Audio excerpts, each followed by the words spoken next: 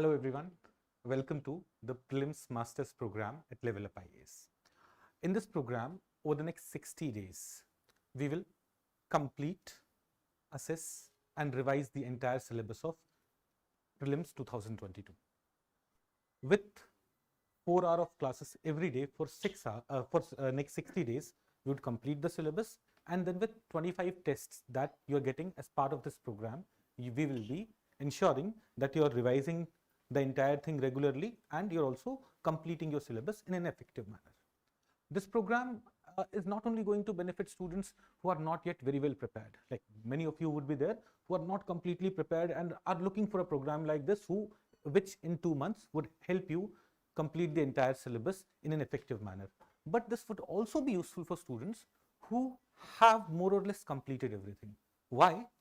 If you'll give 4 hours every day, or even if you do not want to give 4 hours every day, if you give some time on those sections which you feel is weak. For example, some of you may be very uncomfortable with art and culture.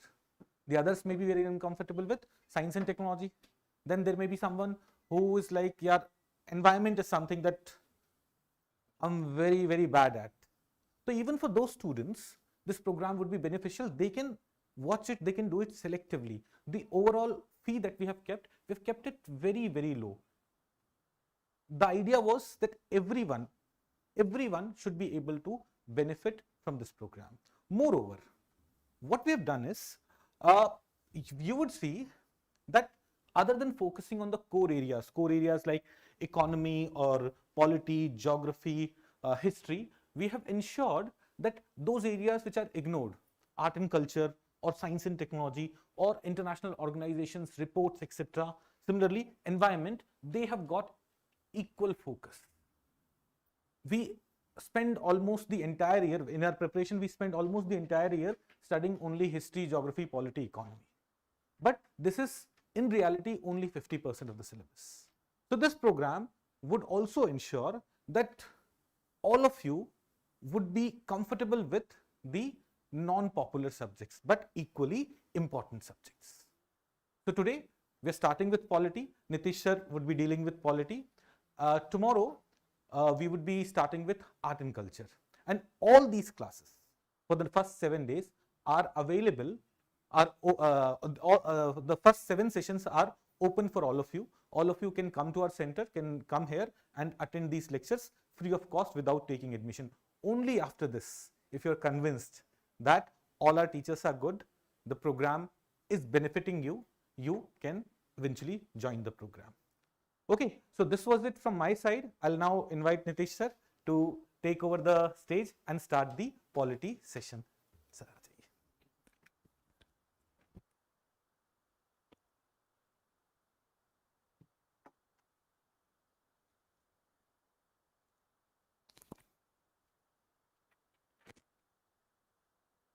Thank you very much, Santosh sir. Good evening, everyone. I am Nitish Sharma, and we'll be dealing with the Indian polity and governance. Before we begin, let me tell you the importance of this subject, because whenever we are investing our time, we must know what is the return of investment, right? And as this is a prelims focused batch, so we'll be keeping everything to the point. We'll not be diverting from our topics for gaining more knowledge, because our focus here is to ensure that we get a good comfort zone for the prelims examination. Clear? So look at the graph and you will know how much importance is of, or this topic is of how much importance. Now see that since 2011 we have had a change in the syllabus, and since then the number of questions from Indian polity and governance, they are consistently being asked in the range of 15 to 20 questions.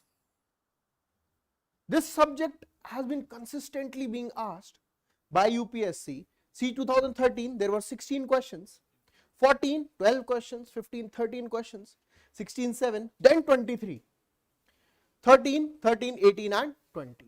So on an average the number of questions are 15 to 20. Now if we try to calculate the number of marks or the amount this subject is giving us in our preparation, you will calculate it to be 30 to 40 marks, right? 30 to 40 marks. But this is not maths. This is not maths, because the topics that you hear in your daily life are the topics of the Indian polity and governance. For example, if I ask you a question that which is the fundamental right that involves the right to wear your clothing, if such a question comes, you will not be in a position to leave that question, because that will question your existence as an aspirant, that I am not able to read this question. Similarly, if a question is asked from President, Parliament, Prime Minister. For example, if I ask you a very simple question, how is Prime Minister of India elected? So what will be your answer? Tell me. We will have a discussion, we will be participative in our class. Okay. So how Prime Minister of India is elected? Now, how many of you will say, I will not attempt this question? None of you, right? And 99% of you will be wrong, because Prime Minister of India is not elected. Prime Minister is appointed. It means Indian polity and governance is a topic that will not only give you 30 to 40 marks, but the question sitting there will say, Aja. Because negative marking will be there from this topic. So when you come out, you are not coming with 0 marks from the questions of polity. You are coming with minus 0.67 with every mark that you are making it wrong. Is it clear? So the conceptual clarity in Indian polity and governance is very, very important, because unlike other topics, you will never leave the questions of this topic. I have already proved this to you in the class, that you will attempt the question. Fundamental rights, DPSPs, Panchayati Raj. These are the questions that we know since our childhood, because this is what we have studied in civics, right? So we should understand that we will be gaining conceptual clarity in this subject. We know the basics, but basics are not important if we are confused. Is it clear? And another thing, that those who are getting selected in the civil service examinations, they have to be good with Indian polity, right? Because there are 2 reasons. First, if you want to become a doctor, you have to be good in biology, right? If you want to become a civil servant, you have to be good with polity. Second thing, that there is only one source of reading Indian polity and governance, M. Lakshmikant. We all have heard about it. So everyone starts their preparation with this topic. Everyone feels polity is their strong point, but still in the every year's UPSC examination, they realize it was not, right? The reason being the conceptual clarity that is needed in this subject. Is it clear? Very good. Now, before we proceed, let me tell you some ground rules of the class. In my class, you are allowed to come at any time. You are allowed to leave at any time. Okay? Because you all are aspirants. You all are not students now. You will be the one who will be dealing with the difficult issues of our country.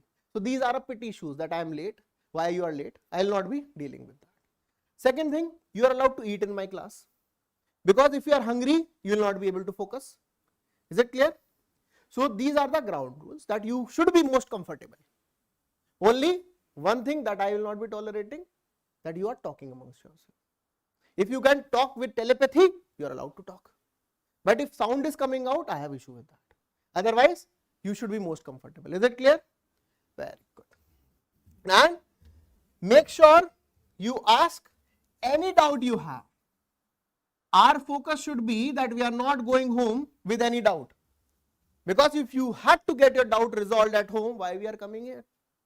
Leaving our best time of the day, after lunch, mithi neend, right? We are coming here because we want to get our doubts resolved. Now, have you seen the prelims syllabus? Have you gone through the syllabus of prelims? Right. So, in the syllabus, some topics from the Indian polity and governance are clearly mentioned, specifically mentioned. First is the Constitution. Is this visible to everyone? Yes. So it is the Constitution. It means whatever is happening in the country with respect to the Constitution, that will be important from the basics of Indian polity and governance. It's not that you have to read the articles and remember each and every article. You are not preparing for law examinations. You are preparing for civil services examinations. And this is the part of the general studies. Okay. So do not focus upon cramming anything. Second topic is about the political system. It means the questions related to elections will come in the paper because elections is the way to establish the political system. Third is the Panchayati Raj. It means if you are going for the papers of civil service examination and you do not find a question from Panchayati Raj, you know what to do? What? Run very fast because you are in the wrong paper. This is the importance of Panchayati Raj, that it will be asked because it is specifically mentioned. Even though it is the part of the constitution, it is part of the constitution, 73rd Amendment Act made it as a part of the constitution, but still it is mentioned specifically. Is it clear? That means it will be asked in the paper. Rights, they are in the part of the constitution, part 3. But still they are specifically mentioned. It means they will be asked in the paper. Public policy, it means what are the changes in the public policy will be asked in the paper. Okay. So we should be sticking to our syllabus and we should be identifying questions that have come from the topics that are in news. In our classes, we'll get the conceptual clarity. In our classes, we'll do the questions that has come from the polity topic in UPSC examination. From 2011 till 2021, the latest paper, I will be discussing each and every question of Indian polity in the class. I will be also discussing some expected questions from those topics. Is it clear? Because every time we hear that do the previous year, but when will you do? So this is the time. Is it clear? Yes or no? Very good. Just give me a stronger yes so that I know that you all are concentrating. Yes sir, very good. Now the syllabus we have understood, the quality questions we have understood. Now let us understand the constitution. This slide is for your reference. Okay, mainly we will be studying on the board. Okay, because if the slide is open, your focus will be on the slide, not what I am saying, right? So board will be empty, only whatever I am writing, note that down when I will tell you to note that down. Otherwise, just close whatever notebooks you have brought, keep your pen down and listen, because everything is written somewhere. I have also adopted it from somewhere. I am not the one who is inventing all these articles. So it is there, you have the source. But what we are analyzing, it is not available everywhere. Okay. Now, in these civil service examinations, the very basic questions are being asked. The basic questions like, what is state? The question this year has been asked, what is state? And I have been discussing these questions for a long time and students used to feel that this is not there in the book. Why it is being discussed? Because we are not preparing to do the questions from the book. We are preparing to do the questions asked by civil services. Clear? So the question from the state has come, but now question that we have to understand is, what is the constitution? What is the constitution? Because state will come afterwards.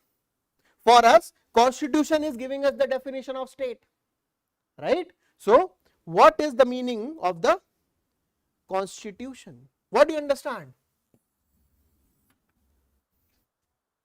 It is law of the land. Yes.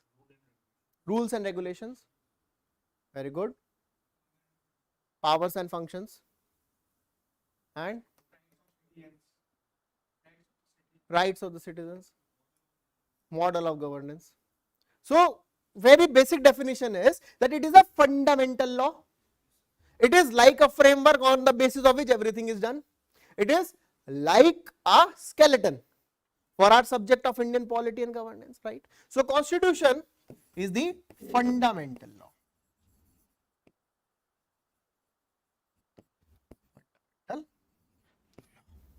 Now, from where we got this constitution?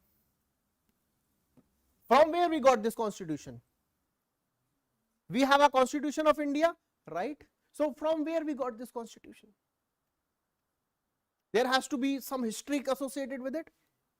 So from where? Yes. Constituent Assembly has drafted this constitution. Very good. So there was Constituent Assembly that drafted this constitution. Simple. Who told Constituent Assembly to draft the constitution? We need to know, no? If I say I am here, you will come to know who brought me here. When you know who brought me here, then only you will ask what was the purpose behind it. So who asked, or which institution or committee or the report on the basis of which the Constituent Assembly was to be set up? Cabinet Mission Plan. So the Constituent Assembly drafted the constitution, but this constitution was based upon the recommendation of Cabinet Mission Plan. Right? In which year? Why do we care? We are not reading history, right? 1946. Okay? We are not here to cram anything. Understand, it should come automatically. Like the way if I ask you what comes after O in the English alphabetical series, what comes after O? P, right? Because you have used it so many number of times, it is coming automatically. Same thing you have to do with the revision, right? Now, Cabinet Mission Plan, it is history that it consisted of 3 members. Who were the members of the Cabinet Mission Plan? We have to revise, right? Who were the members? Simon, Lawrence. What they are saying, I am repeating. This may or may not be correct. Otherwise, you say teacher does not know, Simon was not there. So I am just repeating. Sir Patrick Lawrence, A.V. Alexander and Stafford Cripps. That same Cripps of the Cripps mission, right? So there were 3 members, A.V. Alexander, Stafford Cripps and the Patrick Lawrence. These 3 people, they gave the recommendation which was called as the Cabinet Mission Plan. Now what was the recommendation? That there has to be a constitution drafted by the Constituent Assembly. Now what will be the formation of Constituent Assembly? We accepted, okay, there will be a Constituent Assembly, but who will be the part of the Constituent Assembly? What it would be like? Will it be a body which is appointed? Will it be a body which is nominated? Will it be a body which is elected? Tell me, what type of structure is there of the Constituent Assembly? Was it, or answer this statement, the Constituent Assembly was a completely elected body, true or false? False. So it was partially elected, partially nominated, right? So Constituent Assembly was a body that was set up to frame the constitution,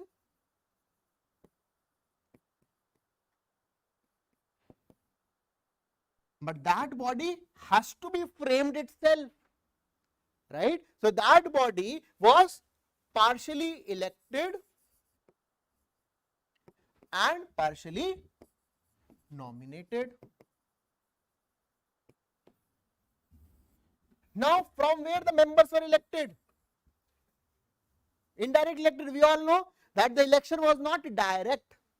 The election was not direct, the members were indirectly elected. But which method was used? Proportional representation by means of single transferable vote. And who were the electors? The elected, directly elected members of the provincial legislative assemblies. Okay, so indirectly elected by the provincial legislative assemblies. Is that clear? And nominated by the princes. So nominated by princely states. So a Constituent Assembly was set up, which will be consisting of this type of representation. And when did they meet for the first time? They met for the first time on 9th December 1946. Yes, this is how it was established. Then they were doing some deliberations, they were doing some discussions under the chairmanship of See, I told you, the questions will be there and you will be, no, Dr. Rajendra Prasad was the chairman of the Constituent Assembly, right? So the chairman of Constituent Assembly was Dr. Rajendra Prasad. Dr. Ambedkar was the chairman of drafting committee. Is it clear? So what another thing you came to know here is that listen to the question carefully. The questions are not tough. It's just that we are in a hurry to do the simplest questions. In the exam, we are in a hurry to do the simplest questions, and that is the mistake. The simplest question should be done with the most concentrated manner, because if you make a mistake in those questions, you are feeling not only that you are having negative marking, you will also feel bad, right? Watch Gangs of Wasseypur, that scene. You will also do this with you if you make the mistake in polity. Are we clear? So, under the chairmanship of Dr. Rajendra Prasad, the Constituent Assembly was framed. Constituent Assembly in how many days worked hard to give our constitution? Yeah, this everyone remember, because this is not important. Why? You all know how to read a calendar. Yes, you know our constitution was prepared on 26 November 1949. Do the maths. But unnecessarily we remember 2 years, 11 months and 18 days. Why? It looks cool. But you should only know this, that the constitution was finally prepared on this day, 26 November 1949. Are we clear? Yes or no? Very good. If you note down anything from this, note this down, then we will proceed further.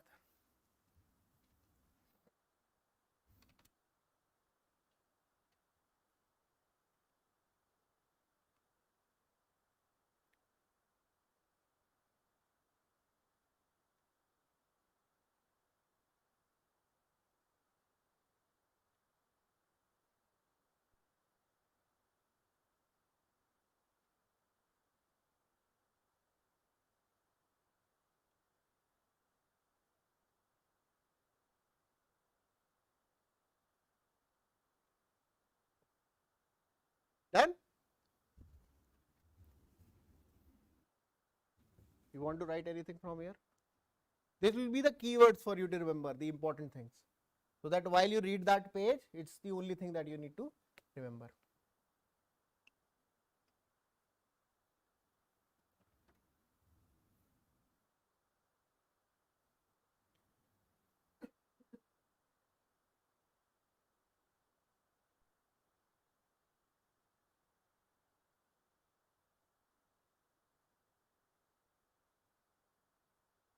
Done, everyone? Still writing?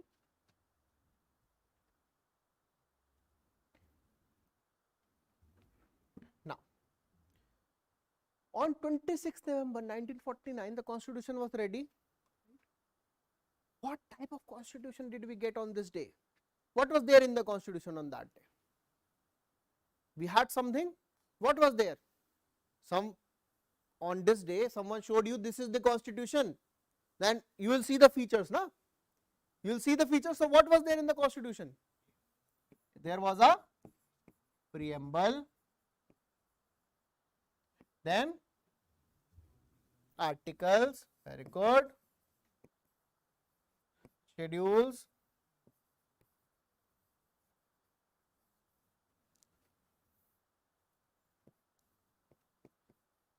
and parts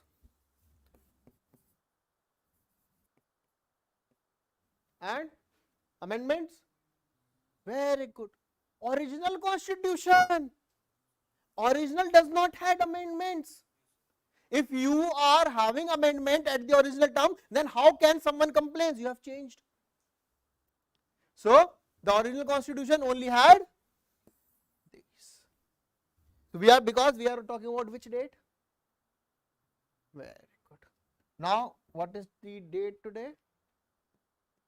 14 March 2022. Okay. So what does the Constitution of India have right now? preamble.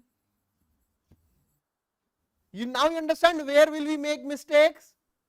The question comes, what is the present constitution? You will forget that it had preamble. What it has? Articles. It has parts. It has schedules. And what does it have? Amendments. Now, what I am trying to tell you here, that the question may read two things. What is about the present constitution? What was about the original constitution? So, when you hear the word original constitution, imagine this. When you hear the word only constitution, imagine this. Right? Okay? So, original constitution, this. Present constitution, this. So, if I ask you a question, all of you, I am not assuming that you are totally new. I am assuming that you have had some basic preparation, right? Because then only you can do the revision, right? So, fundamental duties. How many fundamental duties were there in the original constitution? Now you understand what I am trying to prove here, that the question is more important than the answer that you know. The question is more important than the answer that you know, because the original constitution did not have any fundamental duty, and all of us know this. It's just that we need to hear the question properly. Are we clear? Now you know how much concentration we need. Very good. Now let us go into the numbers. How many preamble do we have? Obvious one, right? How many articles do we have? Oh, now you know why I said that a question will be there and you will be doing. How many articles are there? 395. How many parts? Or let us use a different pen.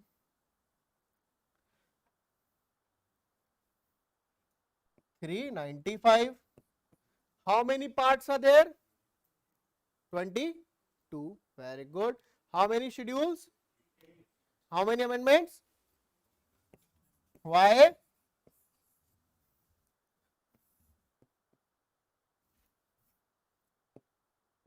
Okay. So the original constitution had one preamble, 395 articles, 22 parts and 8 schedules. Very good. What are the numbers today? One preamble. Why are you skipping? Slowly, slowly. Okay. This is the first class, let me tell you that. You know, when we were infants, we started walking slowly, slowly. But when we used to run, when we were learning to walk, what happened? We used to fall. And then what happened? Bruises. Right? Right? So, the moral is, ज़्यादा तेज भागेंगे तो घुटने छिल जाएंगे. Right? And we do not want that. Slowly, slowly. How many articles? So many articles. Why? Because what if the date is changing and there have been amendments the day you gave the exam and the day results came. So you just know that there are more articles than the number of articles were there in the original constitution. So we'll settle down at approximately. So approximately how many? Approximately how many articles? Approximately, let us say 450 articles, because last time I counted there were 466, but the book says 448, somewhere it is 465. So we will not get into the numbers, we will just get into this, that there are approximately 450 articles. Okay. How many parts are there? How many parts are in the constitution? 25. How many schedules are there? 12. How many amendments are there? 105 amendments. Okay. Are we clear with this? Very good. Now, let us compare the original constitution and the present constitution. So preamble has remained the same. There was one preamble, one preamble. It means there had been no change in the preamble since the enforcement of the constitution. True or false? False. Why? Because the preamble has remained one, but the matter of the preamble has changed. Is it clear? So it's not that what answer you know, it's the question that is being asked. Are we clear? Very good. So originally the number of preamble has remained the same. Number of articles, they have increased. But remember, the last article is always 395. Okay? The last article is not 458, 450. The articles are added in between the articles. For example, 51A, 21A, 323A, right? So the articles, they are increased, but the last article remains 395. Okay? So the question will come that numerically the last article of the constitution reads 395. True or false? True. The last article is 395. The other articles are added in between. Is it clear? Very good. Now the number of parts, originally how many? 22. At present 25. So how many new parts have been added? Beta, this is not maths paper. It's not that obvio 25 minus 22. 3. This is maths. But this subject, I have to remind you, it is polity. 5 parts have been added. Are you getting my point? Where we make mistakes and we know everything. Okay? We know everything, it's just that we need to know to ask the appropriate questions. So how many parts, new parts? 5. It means we need to learn more about it. Very good. How many originally schedules were there in the constitution? 8. Now 12. How many new schedules have been added? Simple. 12 minus 8, 4. You don't know this basic math? 4 new schedules are added, 5 new parts are added. Is it clear? Very good. How many new amendments have been added? 105. An original constitution has only 100 amendments. True or false? False. And you know, sometimes UPSC play this joke. In 2018 or 19, there was a question that the 42nd Amendment Act brought the election of the Prime Minister out of judicial review. True or false? False. Why? No election for the Prime Minister. See, UPSC played a joke and students are confused. Oh, we have not read 42nd Amendment Act completely. It was called as the mini constitution. There would have been such an amendment also. That is why the new government made so many changes. You went into that direction, or the UPSC was playing with you. Are you getting my point? Very good. So this, note this down, then we will enter into this discussion in detail. This we have noted down.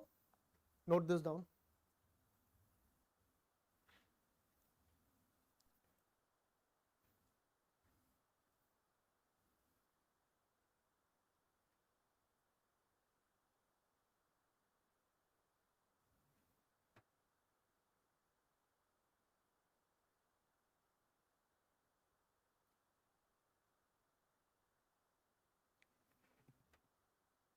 Question?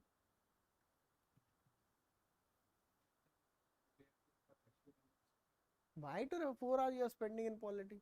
After this, go to the exam hall directly. Okay? Just ensure you take your admit card with you. If you have to read Lakshmikant again, what is the point? And with confidence, I am saying it live, if you dedicate totally to this class, 90% of the polity questions you will be able to resolve. Okay? And with the date, I will tell you that I am expecting this question. Okay? With the date. If it will be in your notebooks, I will make you write the date also, that it is before the prelims. Otherwise, after the exam, 120 questions may come from my notes out of 100. But before that, it is difficult to analyze. I will tell you that and if it comes, I'll tell you the rate for that question, Paytm me the amount. Okay. So just focus in the classes, 90% of the questions will be doable. Clear? Okay. And this is a joke. I'll not take money. Okay. Done? Everyone has noted this down? Very good. Just in the class ensures you are most comfortable while studying. Do not be very uptight. Comfortable, learn. You have noted, everyone has noted this down? Very.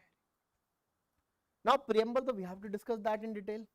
Now let us understand how many new parts are added, because this is generating curiosity, right? Because math says 3, but understand that there can be some elimination or repealing of the parts also, right? So let us understand what are the new parts. So additions are part 4A. What does part 4A deals with? Fundamental duties.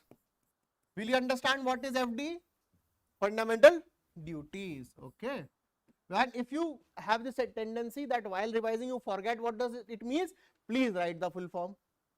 Okay, because sometimes when we revise, we know everything but we forget the short form. Because while I was an aspirant in the class, I wrote the short form what the faculty wrote, and in my notes it was written CCPCRC. Till date I don't know what it meant. Okay, so fundamental duties. It was added through which Amendment Act? 1970. Okay. Then part 9. It includes Panchayati Raj. Right? It includes Panchayati Raj, or you'll just write the word Panchayat. Okay.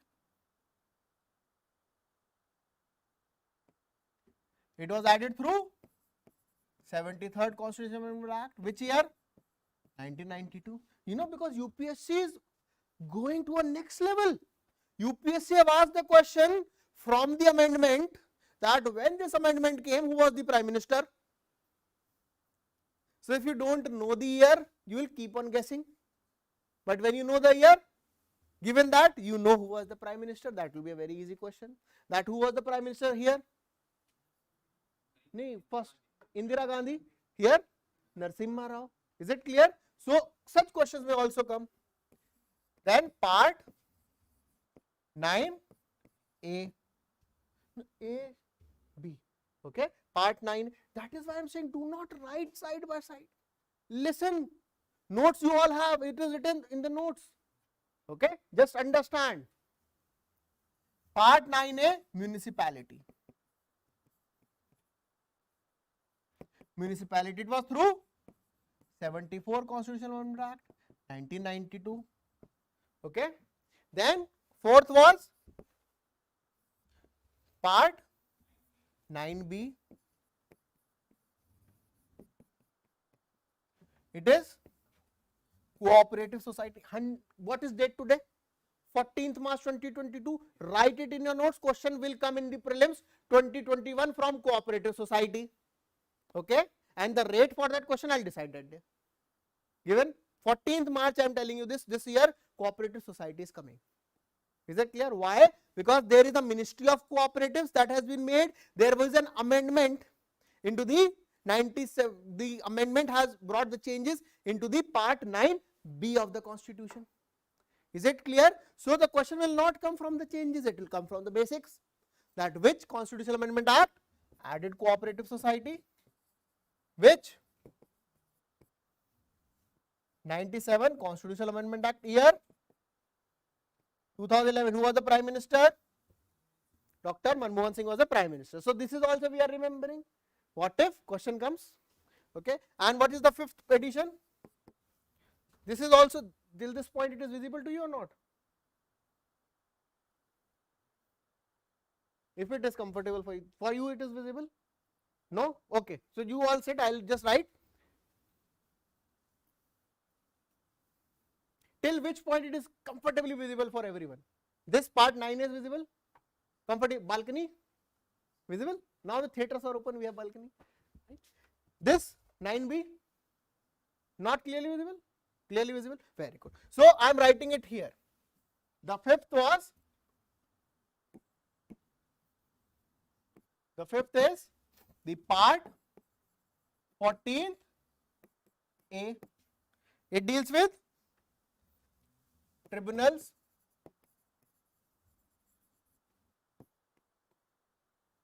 same 42nd Constitutional Act 1976. Okay. So these are the new additions. Now you will say, tell us the change. We want to know the fault in our maths. So 9 has replaced something, otherwise it would have been 9A. It means that original part 9 was repealed, and the Constitution does not have part 7. Yes. So that is why 5 were added and we have still 25 parts, because 7 and 9 were repealed. Are we clear? Yes or no? Very good. Now let me ask you a very simple question. Okay, very simple question. What do you understand by parts?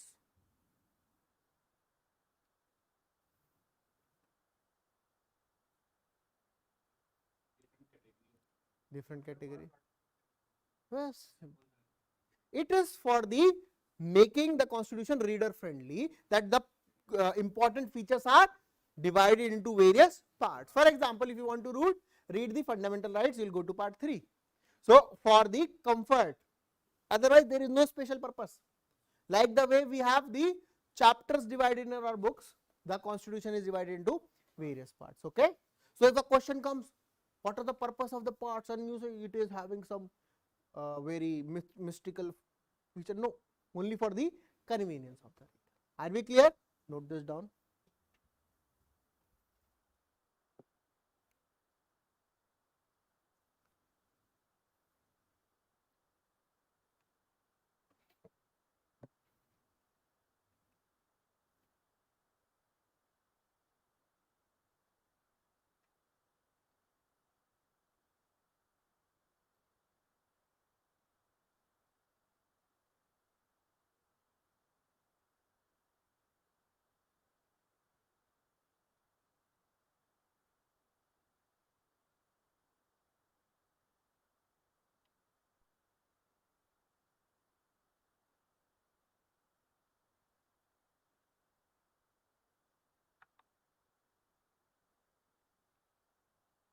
Done, everyone? Very good. Now after parts, what comes? Schedules, right? Now we will not only discuss the new additions, because there are 25 parts. Generally questions do not come from the all parts, but the questions have come from the schedules. Okay. So we will understand schedules. For that there is an acronym. Okay.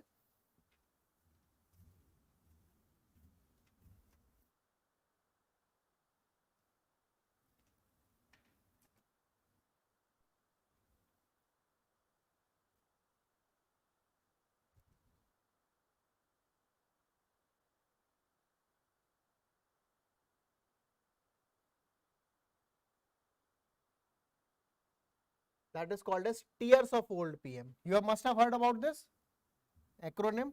Okay. No one knows who invented it, but it's a very good acronym. Okay.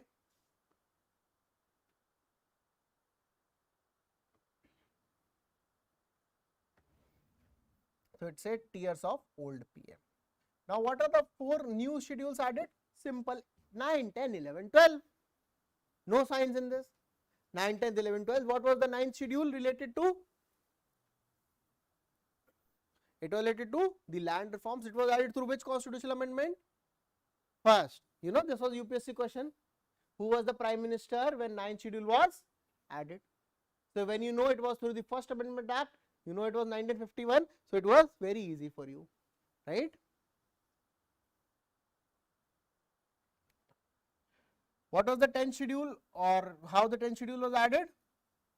Through the 52nd Constitutional Amendment Act. It deals with anti-defection. 11th schedule Panchayat, 12th schedule municipalities. Very simple. Now look at this. Okay. Is it visible to everyone? Very good. So tiers of old PM. If you remember this much, tiers of old PM, you can remember all the schedules. T is the schedule 1 that deals with the territory of India. Right? Now schedules, they are just the factual information that you have in the constitution. You must have read some books where you see that refer to appendix A. Right? What was there in appendix A? Certain factual information. Then you go to the other topics that say refer to appendix B for the rivers of southern part of India. Then you go to that appendix. Similarly, the constitution makers, to provide the factual information, have given the schedules in the constitution. Now you want to know that what are the parts of the territory of India. So where will you go? Schedule 1. Clear? When you want to know what is the salary and all, so we all are interested in money. Yes. Now when you want to know what is the salary and allowance of a member of parliament, now you are not at all interested in any other thing. Where will you go? Directly to the schedule 2. Because there will be so many people who will be interested. Yes or no? When you will grow, will say, let us become politicians. First, let us check the salary. Schedule 2. Then you will know, what if I become the MP? What will be my oath? I have to remember that also, because it will look good. Like our Prime Minister remembered the oath in the oath taking ceremony. You will also look cool. So where will you go? Schedule 3. That is oath and affirmations. Right? Now you realize I am not contesting election. I will go to Rajya Sabha, indirect election. So you need to know how many seats are there in Rajya Sabha. So where will you go? Schedule 4. The seats allotted to states in Rajya Sabha. Now you realize that I want to do something good for the tribals. I will do that by making them as scheduled area when I will become the president. So where will you go? Schedule 5. Then you realize there are 4 states in India: Assam, Meghalaya, Tripura, Mizoram. That needs special attention. From where you will give them special features? Schedule 6. Right? Now you realize that now I am the president, I have the federal responsibility. You did not realize which time you have become the president. Feeling good? Yes? Very good. So in 7th schedule there is the division of the list: union, state and concurrent list. That is representing the federal feature of the constitution. Then you need to know the languages, because India is a diverse country. How many languages there are there in the 8th schedule? 22. So is English a part of this? No. Remember, because English is not our native language. So official language is English plus Hindi, but it is not there in 8th schedule. Now you know this because you have reached to the 8th schedule. Then 9th schedule, it deals with the land reforms. What it is, what it means, we will discuss that in fundamental rights in detail. Okay, because it is very important. 10th schedule deals with anti-defection, because now you have become the president. You know that when people cannot prove majority, they will be purchasing of MPs and MLAs. There will be resort politics. So you wanted to establish certain policies of anti-defection. So 10th schedule, right? Which amendment act? 52nd Constitutional Amendment Act. Okay. Then 11th schedule, Panchayats, the powers and functions of Panchayat are mentioned. It is given under which amendment? 73rd. And then 12th schedule regarding the powers and functions of municipalities. It is given under which? 74th Constitutional. Questions have come. What is there in the 12th schedule? What is there in the 4th schedule? What is there in the schedule that is related to, let us say, 9th schedule? Questions have come.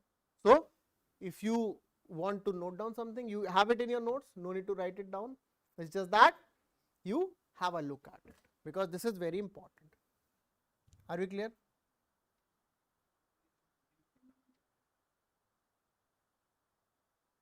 So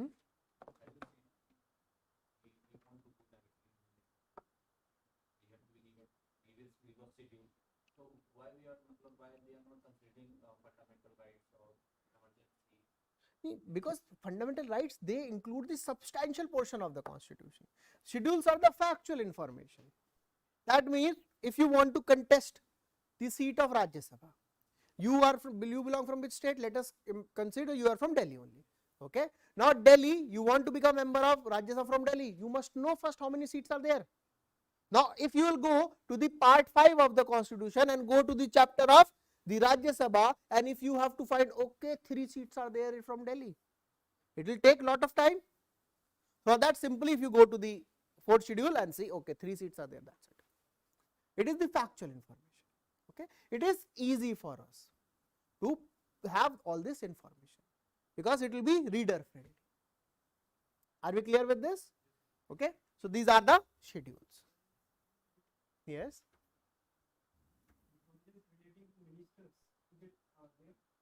Provisions regarding what provisions?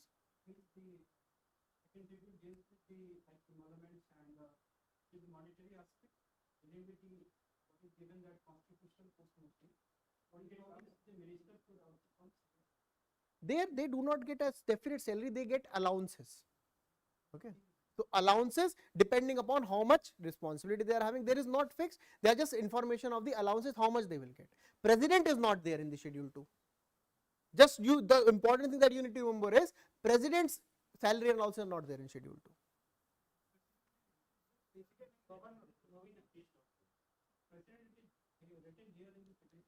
Second schedule, it is saying that the salary will be decided by the parliament clearly.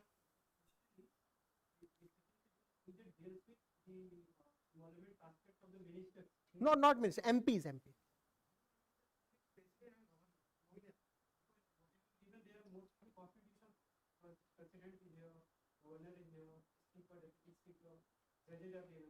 But no one, political executives, I think they are not. So MPs are not political executive. MPs are given, but the clarity about this will be as per the laws of the parliament. Okay. Do not get confused. Okay, because this confusion sometimes happen when the questions of test series we do. Explicitly it is not given, because explicitly the allowances, it depends upon the how much allowances that they are getting. Okay, for example, if a person is getting the charge of 2 ministries, there are some ministers who sometimes hold more than 2 ministries also. So then it will lead to confusion. That is why the only presumptory allowances are to be provided. Similarly, Prime Minister does not have the mention of the particular salary. It depends upon the ministries that the Prime Minister is also holding. If we talk about AGI, then where Which? Attorney General of India. Attorney General, it will be decided by the President. The Attorney General post, appointment, salary, the term, everything will be decided by the President. Okay, because it is not charged upon the consolidated fund of India. Okay, so had it been charged, then there is mention in the schedule 2 of the basic reason behind this is charged. If it is charged, it is mentioned because it is fixed, it is not votable. If it is mentioned and you can vote it, then you have to every time bring the change in the constitution schedule 2. Simple. Okay, clear? Very good. Now, do we have any doubt in the salient features of the constitution?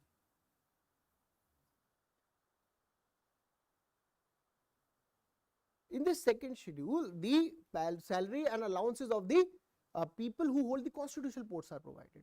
But particularly the president's oath is also not there in the schedule 3 of the president. Oath of president is not there because president is the head of the state. Okay, so oath of president is also not there in the schedule 3. They are for president, the separate part is there. Okay, part 5 there is the executive for the president. Okay, for other posts is there. Is it clear? Now, let us do some questions. Let us do the questions that has been asked in the UPSC. Okay.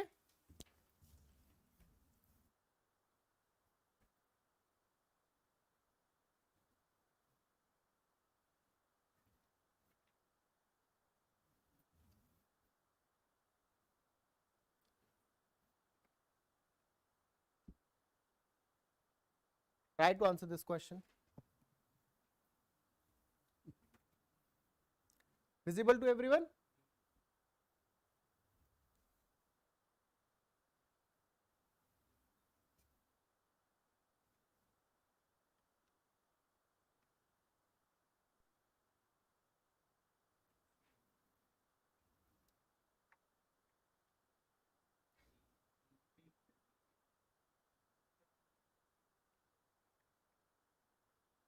So it's very simple. It deals with the word tribal.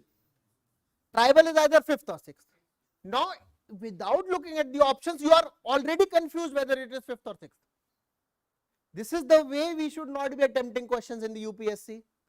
You all have not, did it happen that you read the word tribal and you are still confused that whether it is 5th or 6th, but there is no option of 6th schedule. Why you are confusing yourself? So whenever you read the question, do not try to answer it before reading the options, because that is in mains that you have to do. You will not have options. Here you have options and you unnecessarily wasted some of your brain cells, right? The answer is simple. It is the 5th schedule. Had it been 6th schedule, what will be the answer? Both 5th and 6th. Okay, the answer will be both. So if you read it and you have crammed the answer 5th schedule, then also it will be wrong, because what if the option D says both 5th and 6th schedule? Is it clear? So reading the question is most important. Now this question, second question. A, very simple. How do you know? First Constitutional Amendment Act 1951, right? Very good. If it is not 9th, let me change the question. Let me change it. 10th schedule. Now give me the answer, not from these options.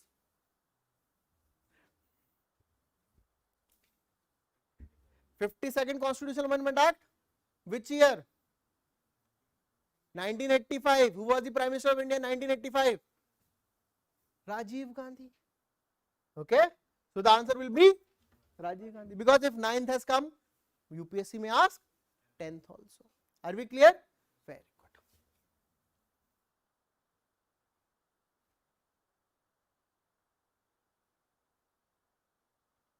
Now, third question.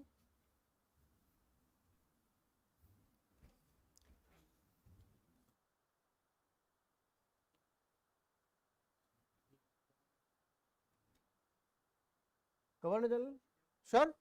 Very good. The answer is C, that the residuary power with the Governor General.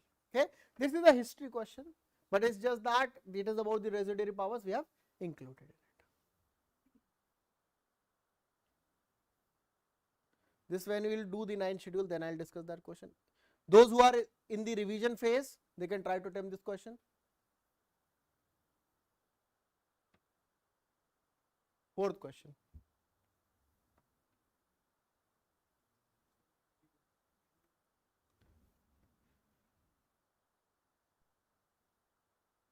See, this type of someone is saying this type of, this question was asked.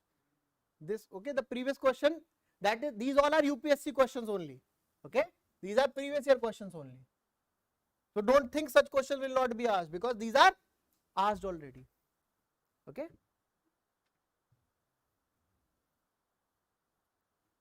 Because those who are saying please follow the time, I am following the questions itself.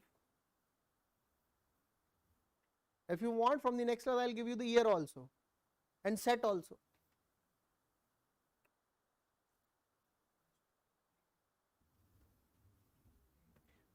The Parliament of India can place a particular law in the 9th schedule of the Constitution of India? Yes. Very good. The validity of a law placed in the 9th schedule cannot be examined by any court and no judgment can be made upon it. There is an Iyer Colo case. Okay, so answer is A. Those who do not understand this, wait till we complete the fundamental rights, you will understand this. Okay.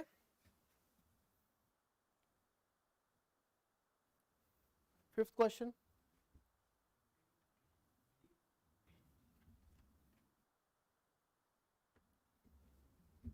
This is anti-defection, D, 10th schedule. Clear? So, 2 questions have been asked from schedule. Rather 3, 9th schedule are also there. 3 questions of schedule and a very simple topic. 6th question. 4th, yes, 6th question.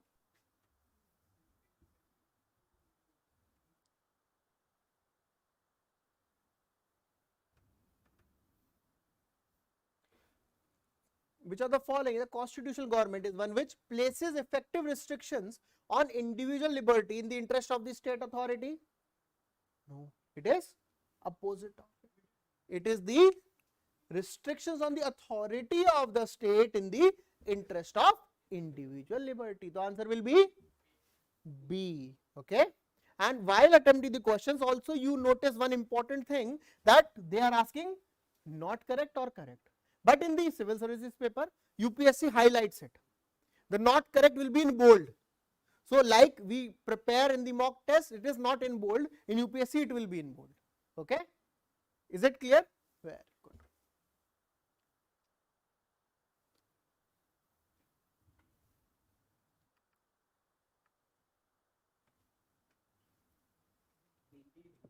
D.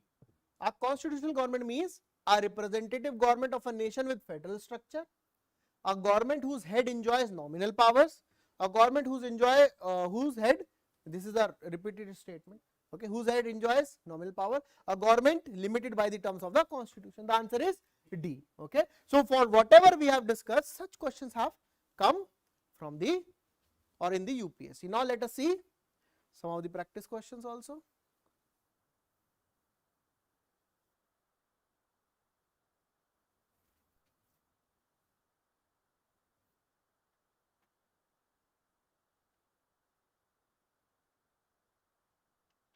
This is a history question.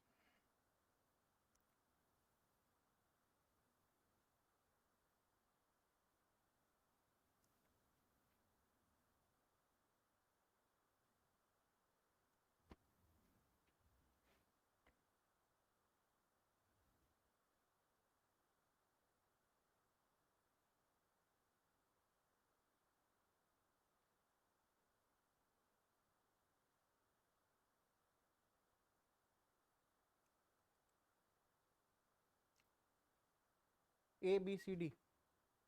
Let us read the question carefully. The first thing we have to do, read the question. Members of the Constituent Assembly who drafted the Constitution of India were nominated by the British Parliament? No. Elected by the legislative assemblies of various provinces? This may be correct. We are not still marking the answer. We will read the third option. Elected by the people directly? No. Nominated by the Governor General of India? No. That nomination was by the princely states. Right? Election was not by the people directly. It is by the elected by members of various provinces. Are we clear with this? Very good.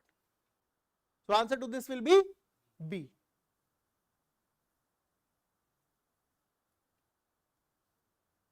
Let us discuss this question. It's a very good question.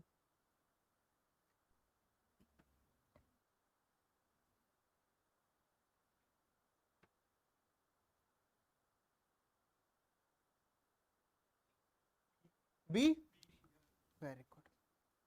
Now, it is very clear for all of us that the Constitution was prepared on 26th November 1949, but we dedicated the Constitution to our nation on 26th January 1950. Why? Because we were promised to have Purna Swaraj on 26th January 1930.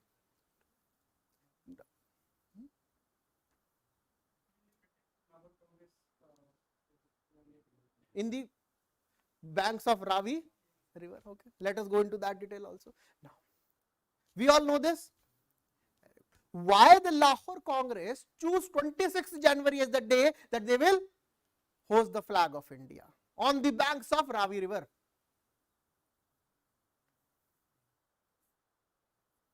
Why in 1929 they chose 26th January as the day?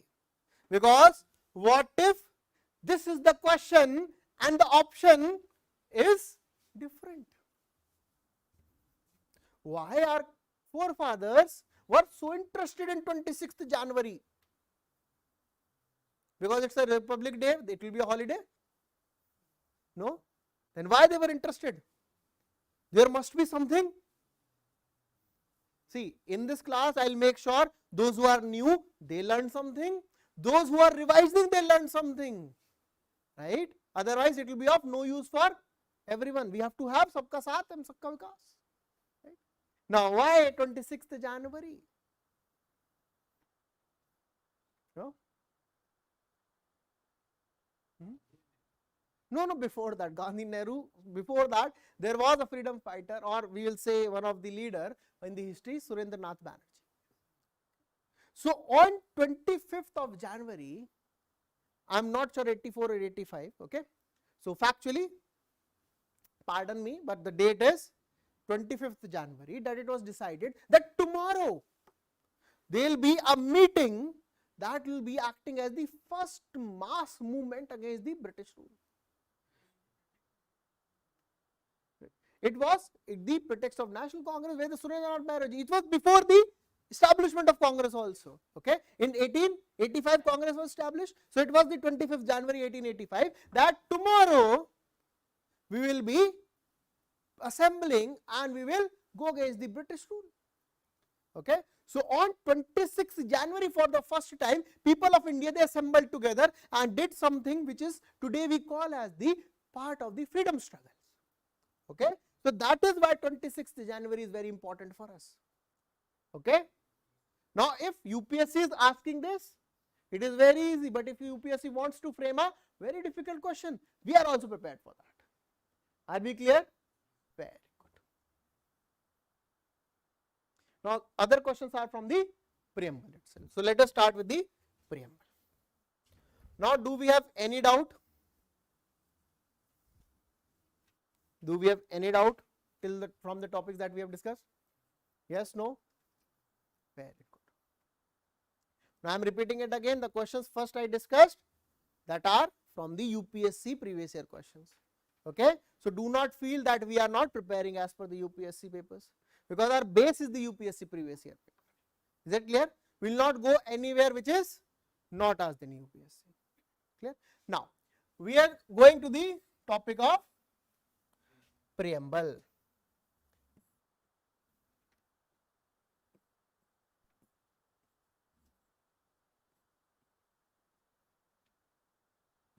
So many questions from preamble. One page in the Constitution and it attracts so many questions. Like, what does the, or from where the preamble has been adopted? Or before that, let me ask you a very simple question. Answer this way. Indian Constitution is the lengthiest constitution of the world, true or false? But I am repeating it again, answer. Indian Constitution is the lengthiest constitution in the world. It is the lengthiest written constitution, because something which is unwritten, it can be of any length, right? It can be of any length. Our constitution is written and it is the lengthiest amongst the written constitution, right? See, written constitution means that the Indian Constitution have been framed by a Constituent Assembly which consists of what we have discussed, a preamble, articles, parts, schedules, okay. And if you are making anything as a part of the governance structure, you have to refer to this as a source. But in the British Parliament, that you all know, New Zealand and Israel also, they have unwritten constitution. It means when they have to bring any change and they make a law, that forms the part of their constitution. They do not have any source of authority, okay. And that is particularly because of the rule of law. In United Kingdom, they follow rule of law, that is by Avid IC. That rule of law has one feature, that no one is above law. Right. Second, that law will be supreme. And third, that there will not be any source of law. It means today when we are sitting, imagine yourself to be a part of the British Parliament, that you all are British Parliament. This is House of Lords, this is House of Commons. You have framed a law. Now, will it be constitutional or not? It will always be constitutional, okay. And that is why the British Parliament is called as the sovereign parliament, because the Parliament is making the law as a constitution. So, they can do anything. So, it is unwritten cannot have any length, right. So, that is why if the question comes that the Indian Constitution is the lengthiest constitution, false. Indian Constitution is the lengthiest written constitution, true. Are we clear? Very good. So I am repeating it again and again. The answers are not what you know. The answers are what the question is asking. Clear? Very good. From where we have taken the preamble? United States of America? Answer this question. The adoption of the preamble in the Indian Constitution is totally similar in the manner it was adopted in the United States Constitution. The adoption of the preamble in the Indian Constitution is exactly similar the way US Constitution had the preamble. No? Okay. So when you hear these words, exactly, only, all, okay, your radar must be active immediately that there is something wrong. Okay. But in UPSC it is not always wrong. Also I am telling you that. While we are preparing the prelims, we go through the test series, and in that questions we have a habit to identify that only means wrong, and there we make a mistake in the UPSC exams, because test series are for your preparation. They gives you conceptual clarity, but in the UPSC they are testing your knowledge. Clear? So they will not always give you only as wrong. Okay. Now preamble in India, we have taken it in the similar manner from the US Constitution, but not totally similar. Why? Because in the USA, preamble came, then they framed the Constitution. In India, we framed the Constitution and then we framed the preamble. Is that clear? So our adoption is from the USA, but it is not completely similar to that of the USA. It is different in the manner of bringing the preamble. USA, preamble first, then Constitution. There, Constitution first, then preamble. Okay, chronologically they are different. Are we clear? What does preamble represent? So it is from the USA. It resembles what? Something was introduced in the Constituent Assembly. So it resembles the Objectives Resolution that was introduced by Pandit Nehru. Where? In the Constituent Assembly. Okay. So it was not anywhere else, it was during the Constituent Assembly only. So if a question comes, the idea of the preamble came before the drafting of the Constitution, true or false? True, because it is resembling the Objectives Resolution, which later on called as the preamble. Is it clear? So it represents Objectives Resolution.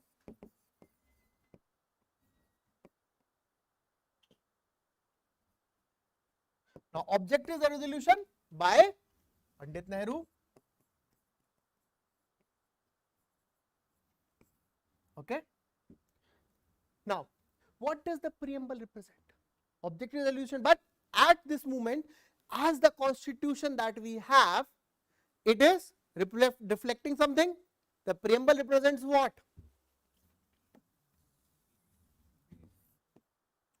Preface. Okay. So the preamble is like a representation of mind of makers of the Constitution.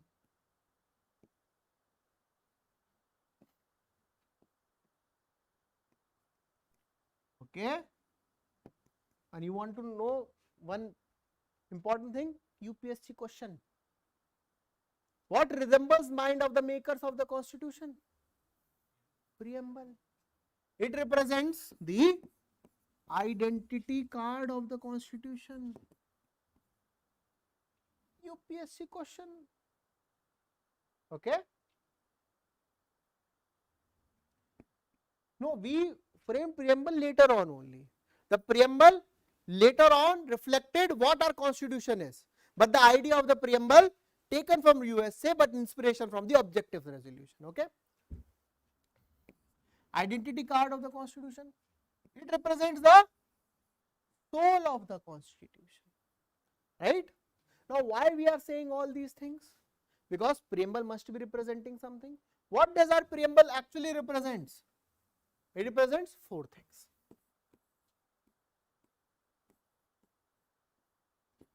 What does it actually represent? Force. Because the preamble starts with the line, we the people of India. We the people of India means we are giving this constitution and we are giving this preamble also. It means we are sovereign. It means anything you have to do in this country, you have to be doing that with the connivance of the people. So, source of authority.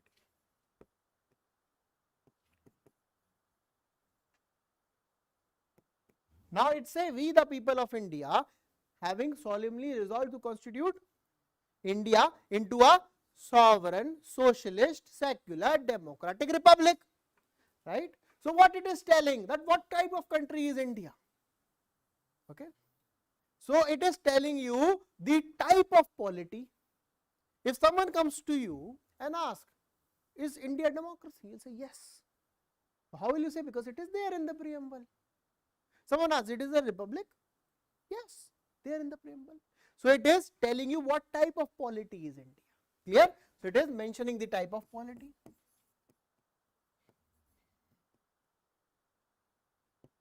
Now, is this constitution or this preamble is having something in its mind, that we the people of India having solemnly resolved to constitute India into a sovereign, socialist, secular, democratic republic, and to secure for its citizens justice, liberty, equality, fraternity. It means you want to reach to that point. You have something in your mind as an objective. You have certain targets. So that is represented as the objectives of the constitution. And later on you also know that the preamble reads that we adopt this constitution on the 26th day of November. That means it is telling you the date of adoption.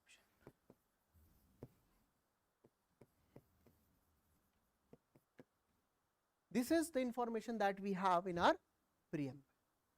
It is telling you the source, type of polity, objectives, and the date of adoption of the constitution. Are we clear? Any doubt we have till now? Note this down, then we will proceed further.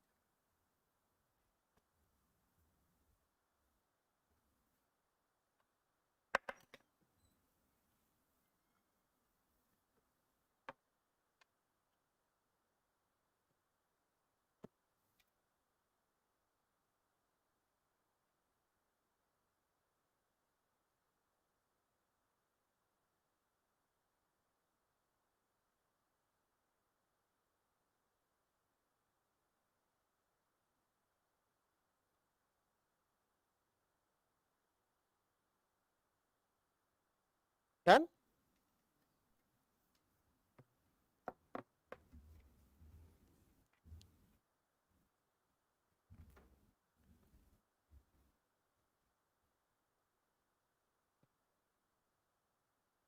This also you have noted this down?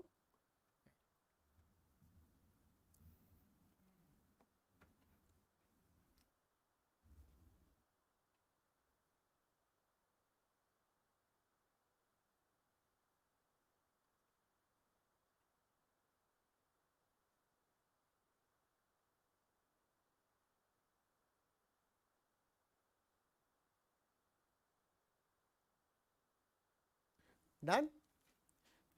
Now let us understand the preamble in detail. It says we the people of India, we all very clearly know that it represents everyone who is living in India, as a citizen also and as an alien also. This constitution belongs to everyone. Now it reads the word sovereign. Okay. So the type of polity, it deals with the words sovereign, democratic, republic. What you see here is the original preamble. What you see here is the original preamble. And you know what? UPSC 2021 prelims question. What you see here is the UPSC 2021 prelims question. That the preamble mentioned which of the following on 26th January 1950. This was there. It means this part of the topic has become important for us now. So it includes two words also. secular, socialist. Sorry, socialist and secular.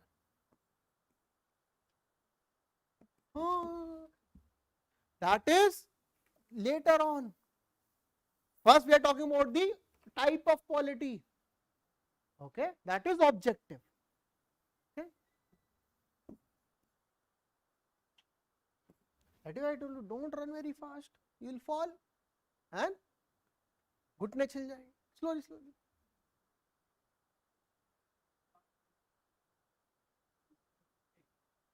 We discussed that initially. You were a little late. After the class, I'll tell you that. I know when someone is coming. I know when someone is going.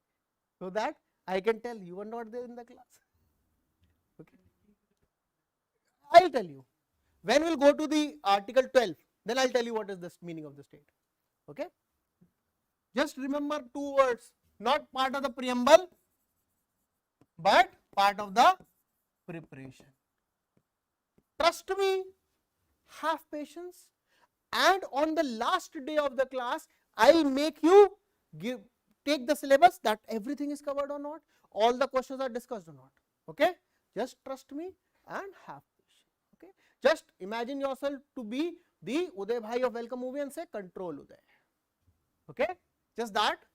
Now, there are two words, socialist and secular, not the part of the original constitution. Now question comes, then which amendment? 42nd. When you do not know anything, okay, by default 42nd. Okay, because something must be there. It was called as the mini constitution. This is also UPSC question. Which constitutional amendment is called as the mini constitution? So 42nd constitutional amendment.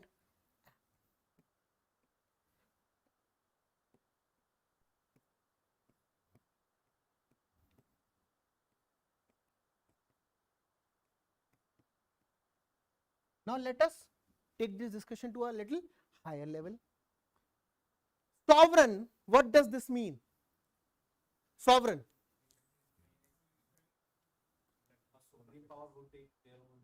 Supreme power. So we would have used the simple word supreme power. No, supreme means we would have used the word supreme itself. Yes or no? Now let me ask you a simpler question. From where we have adopted the word sovereign? But the British Parliament does not have a written constitution.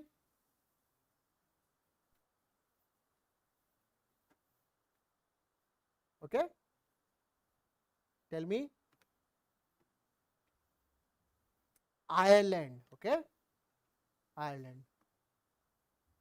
So it is taken from, you know, the wonderful thing, it's there in your notes. Okay, so the notes I have provided to you. That's a good thing. I'm happy that you did not read the notes while I was filling in. That's a good thing. But whatever, because some of you will be writing, it is taken from Ireland, it is there in your notes. Okay, so do not worry. We have taken this from Ireland. Now what does the word sovereign means? That we are supreme and independent both externally and internally. The people and the country is sovereign. It means we will not be in the influence. For example, right now there is a conflict going on within Russia and Ukraine. Right? What if Russia says help us? What if Ukraine says help us? Ukraine is asking us, right? But we took a very firm stand. Now what is this? It is because of our sovereignty. Similarly, what if there is a pressure internally in India? Help Ukraine, help Russia. Then the sovereignty will be there to handle that pressure also. It means you are supreme and independent externally and internally both. Are we clear? Because a question may come regarding the meaning of the word sovereign. So you must know it includes external as well as internal independence in decision making. Are we clear? Very good. Now the word socialist, from where we have taken? USSR. Simple. What is the meaning of the word socialist in our constitution?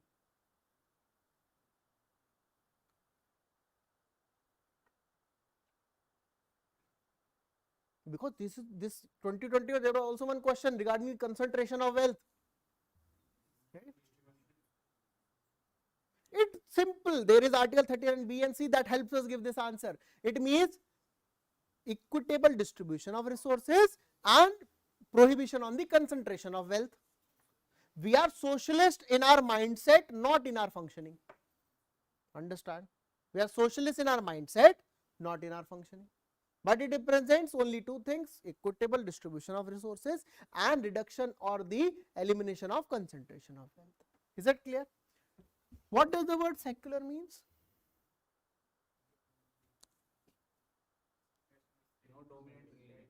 No dominant religion. State will not have any religion. Equal protection of all religion. Very good. Anything else? Yes. Which two types? Positive, negative. Western and Indian also. Yes, two types. But what does the word secular in our preamble means? Because what all you are saying are main answers. Right? No religion of the state. Right? Very good. Then how it is different from the French secularism? Sorry? Separation of state from the religion. You must understand the word secular, because when everything is having a meaning, this word will also be having a meaning, right? So the word secular in our preamble, it represents that we will be treating all the religions with respect, but with an equal distance. Okay. So the word secular here means that we will be equally respecting every religion with equal distance. We do not believe in separation of religion and state. We believe in equal distance maintenance from the religion. Is it clear? Because if there is a separation of religion, why there are articles 25 to 28? Why? There was a controversy, hijab controversy was there. This is coming in the paper and we will be learning about those. But if the state is separate from religion, there would not have been any issue like today we call it as the hijab controversy. There would not have been any issue. But we have the equal respect with equal distance. That is the meaning of the word secular. So it is an Indian innovation. It is not taken from France. France secularism would have been total separation. Are we clear? Very good. Now what is the meaning of the word democratic?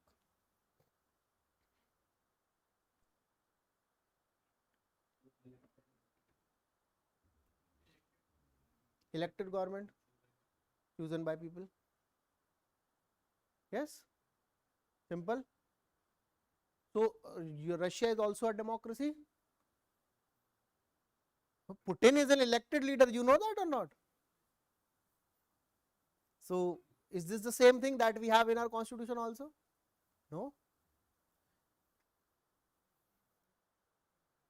Free, fair and regular elections. Regular to are there in Russia also, not fair and free, right?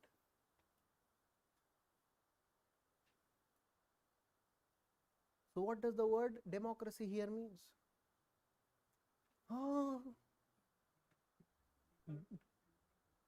People are the center of governance. Equal chance for the people. That would have been equality, not democracy. Have you ever read preamble in such detail? We used to right to choose a fundamental right.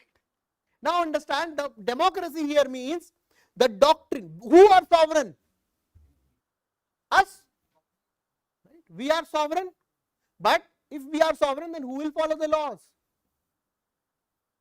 If we are sovereign, then who will follow the laws? So the democracy here means the doctrine of popular sovereignty, that the people are sovereign, but the people, they are surrendering or not surrendering, they are delegating their sovereignty in such a manner that that is something which is popular, that will be followed by the people. Popular here does not mean trending. Popular here means those who are getting more seats through the first past the post elections. Okay. So the democracy here means the doctrine of popular sovereignty. It does not mean to the people, for the people, by the people, free and fair election. Because you can have free and fair elections, but there is only one candidate. Will it be counted as democracy? No, but the elections are free and fair regularly also. So the democracy should be the doctrine of popular sovereignty. Now there is the term republic. What does this mean? Head of the state is elected. Very good. So the republic means we do not have any hereditary head. Right? The office is open for everyone. Right? What if the head of the state is nominated? You will not call it as a republic. It is not hereditary. It is nominated. Will you not call it as republic? We will be confused, na? Yes or no? You all agree with this, that we will be confused? That is why the word republic here ends all the confusion, that the head of the state will not be elected and head of the state will not be hereditary, and also their office will be open for everyone. Okay, elected, and the office will be open for everyone who are eligible. It's not that you will say tomorrow I will become the president. You may, if you are eligible. Is it clear?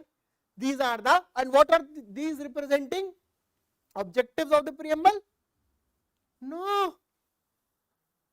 Not ideals, these are the reality of India. This is not objective, this is not ideal, this is what India is. If you consider them as objective, everything that we have been doing for last 15 years, what has happened? You have made Instagram reels out of it, like garbage. So these are type of polity. These are the types what we have. India is all these things, right? Are we clear with this? Yes or no? You want to write something? No? Very good. This we have also noted down. Now, when we know this is what we are, where will we proceed to become something? For example, when you start preparing for civil services, when you know that I am a graduate or I am literate and educated, then only you will start preparing for civil services. Yes or no? Yes. Some of you have started before that also. I recently had a call from a class 8th student. He asked me, sir, I want to prepare for civil service, what should I do? I said, grow up. Because first you have to grow up, then only become an aspirant. Similarly, now when we have grown up as, what will we do? We will have some plan. Yes or no? We will have some objectives. Like we all have an objective of becoming a civil servant. Similarly, we will have an objective. Now what those objectives are? What those objectives are?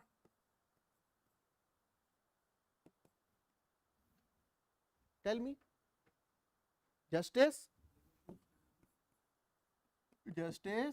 liberty, equality, fraternity. Now let us ask a very simple question. Arrange the objectives mentioned in the preamble in a chronological order, as mentioned in the preamble. Sure? Very good. Because in paper you will get confused, that if I remember in this manner only. Very good. It's simple. These are the objectives. What type of justice are mentioned in the preamble? Social, economical, political and cultural? No, not cultural. UPSC question. This is a UPSC question. That what type of justice are mentioned in the preamble? Social, political, economical and cultural. No cultural justice. You can have your own diversity. Otherwise, if you do cultural justice, it means you are taking away diversity. Are we clear? So, justice is social, political and economic. Arrange them in the order as mentioned in the Constitution or the preamble. Very good. Social, economic and political. Now you identify how the question may ask. So this is the manner question may be asked. Now what type of liberty our Constitution mentions? How many types are there? 5. Thought, expression, belief, faith or worship.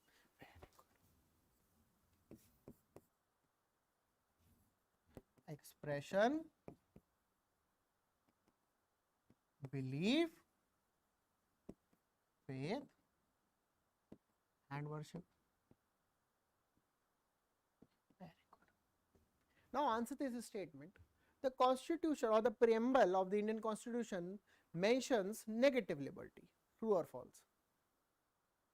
Yes. The preamble of the Indian Constitution mentions negative liberty. True? Why will you attempt this question when you don't know what is negative liberty? I told you 90% questions you will be able to do. Restrain yourself from 10% until unless you are not sure. Now the question comes, what is negative liberty?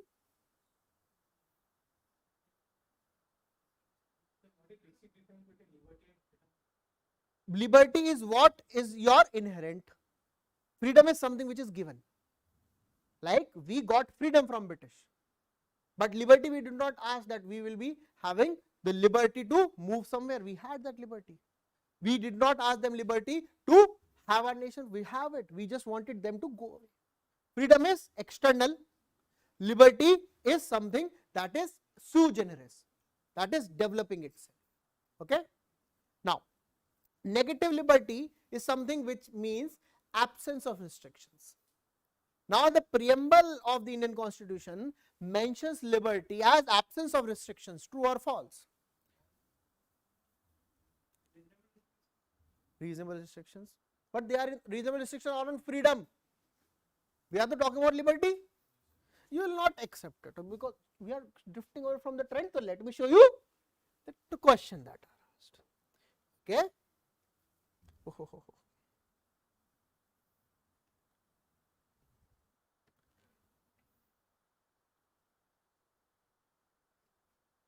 These are the practice questions.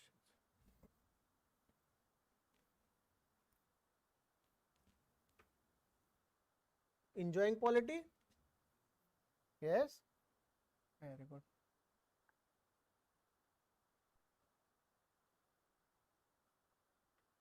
Sometimes when we prepare, we read M. Lakshmikant and we feel polity is our strength.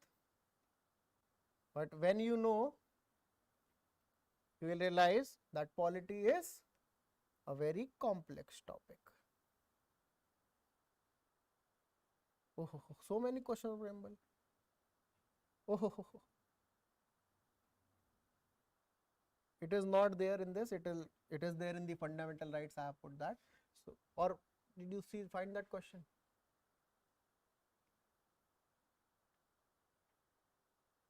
So in tomorrow's class, we will discuss that question. Oh yes. So the question is, in the context of polity, which one of the following would you accept as the most appropriate definition of liberty?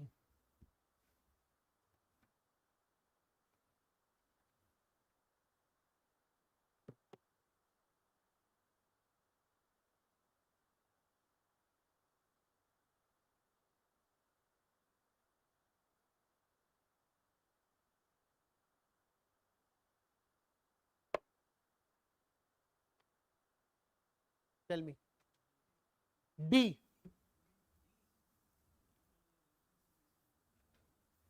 So, the absence of restriction is the negative liberty.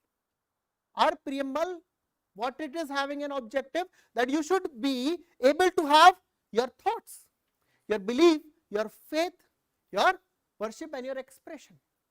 So you use that to develop yourself fully, and when you will be developing yourself fully, we are reaching our objective. Okay. So the question says, would you accept the most appropriate definition? It will be opportunity to develop oneself fully, and this is the meaning which is understood as positive liberty.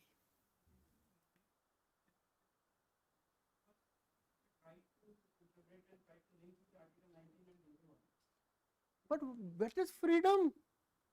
We are not linking, because that is the feature.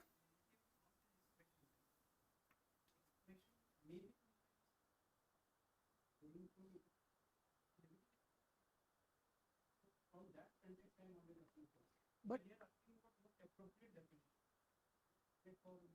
yes, the most appropriate definition means, what will you accept? Will you accept that you have something that others is giving you? Will you accept that? As the most, that is what we are accepting, that we have capacity. For example, the simplest understanding of liberty is your capacity to stretch your hands stops where my nose is there. Right? So what do you want? When you want to stretch, you want to stretch like this? No, why? Because that will not be liberty for you. That will be something which is restricted. Right? Now there is no one, but still you are having absence of strain, but you went to gym yesterday. Okay? You are not having any absence of, or you are having absence of restraint, but you are not able to stretch your hands fully. Will you feel liberal? No, because you should have the capacity to develop yourself fully. That is the meaning of liberty. UPSC is now going conceptual. Clear? Very good. Is it being too heavy for you, or you are comfortable with this much depth? Okay, because when you are going for the exam, you have to be most prepared. Now, what type of equality do we talk about? Equality of status and of opportunity.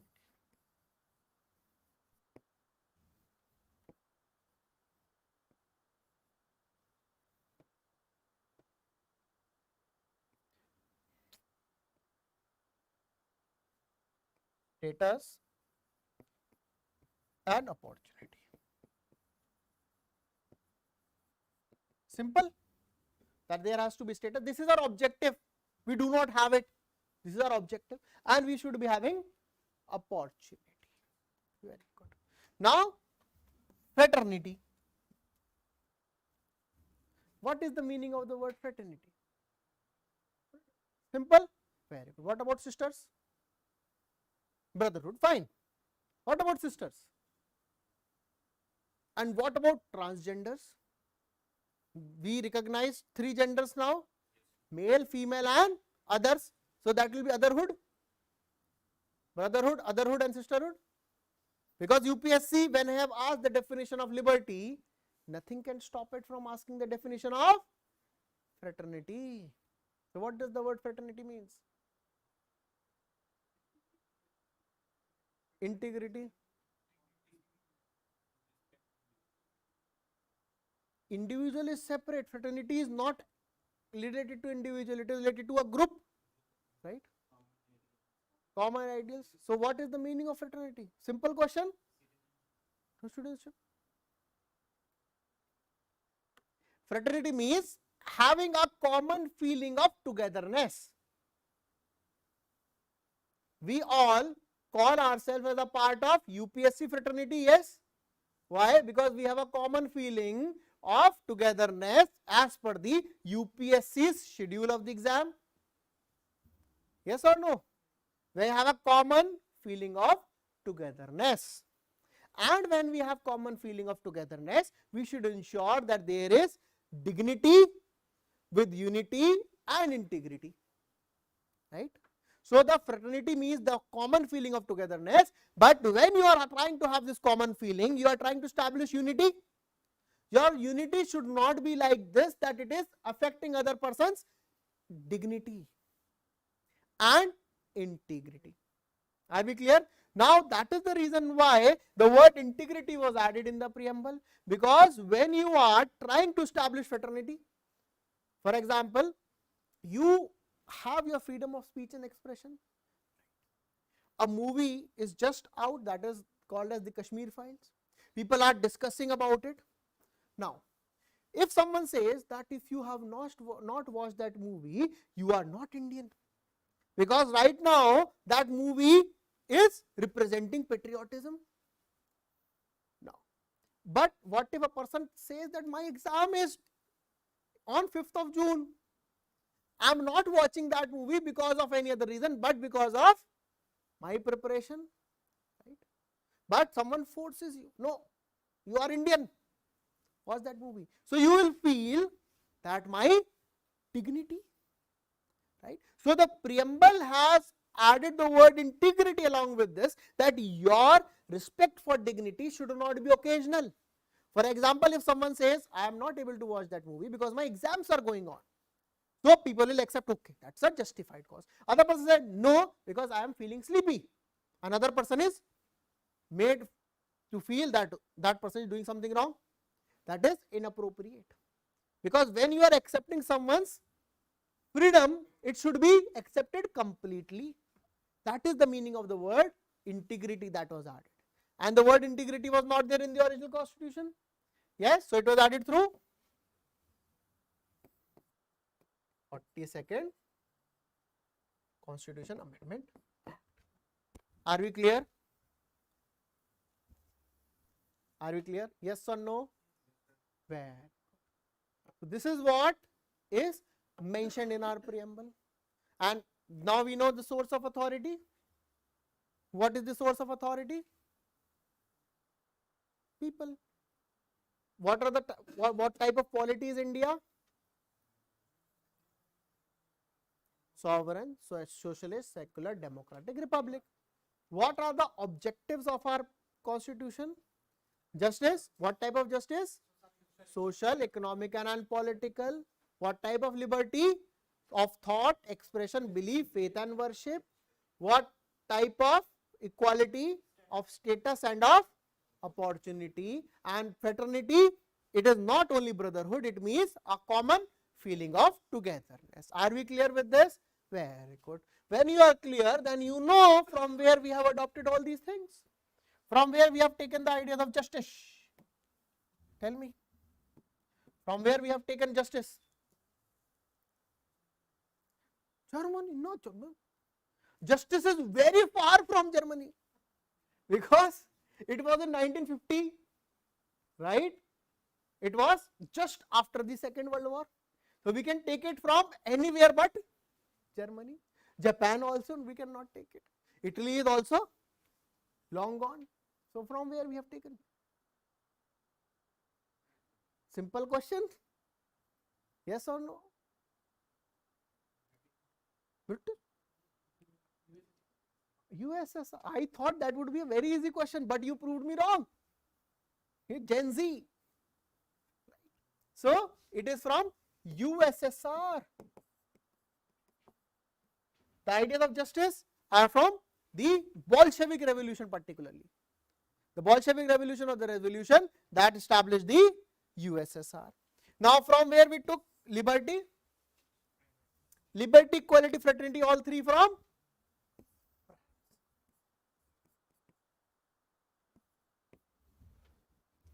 done? Understood? So note this down.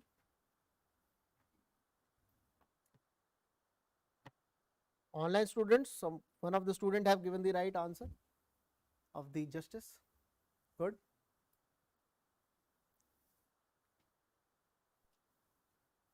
Done? Very good.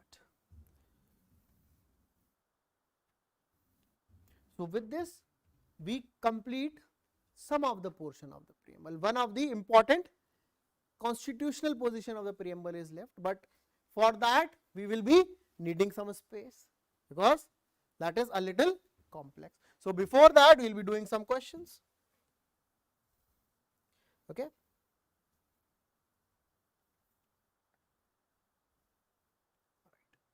Let us do some questions from Preamble. History question, try to attempt this history question.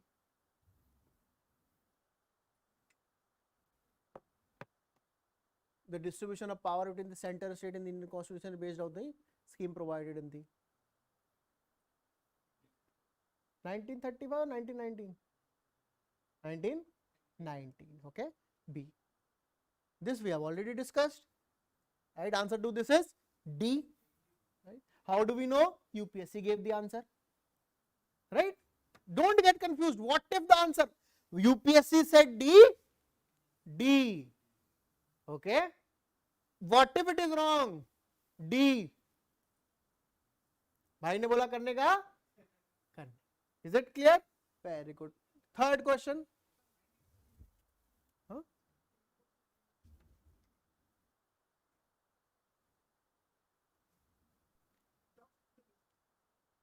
The distribution of power between the center and the state in the Indian Constitution is based upon the scheme provided in. See, the list system, the first it was introduced in the form of diarchy. Okay. That was diarchy at the center. Diarchy at the center.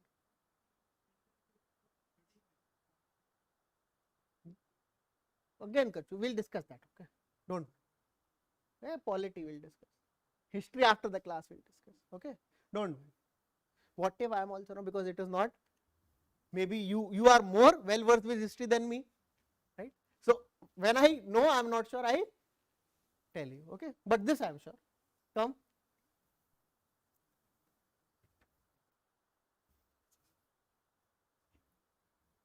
Implication of equality is the absence of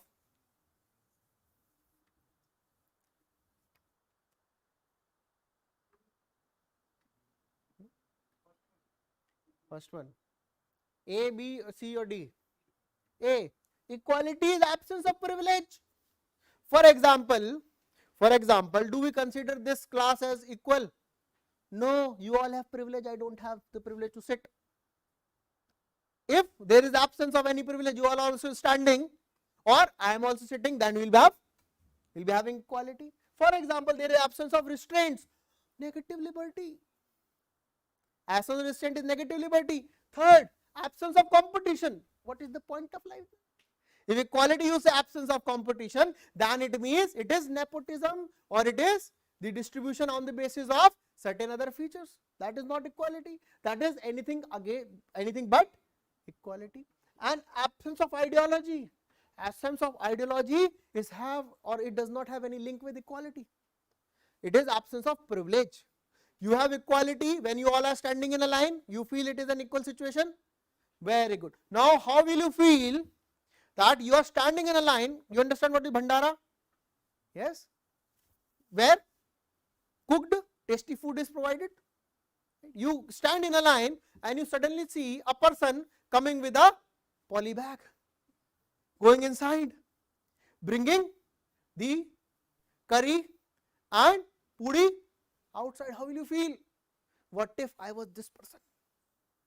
I also had the privilege. Understood? So equality is absence of privilege. Are we clear? Very good. This.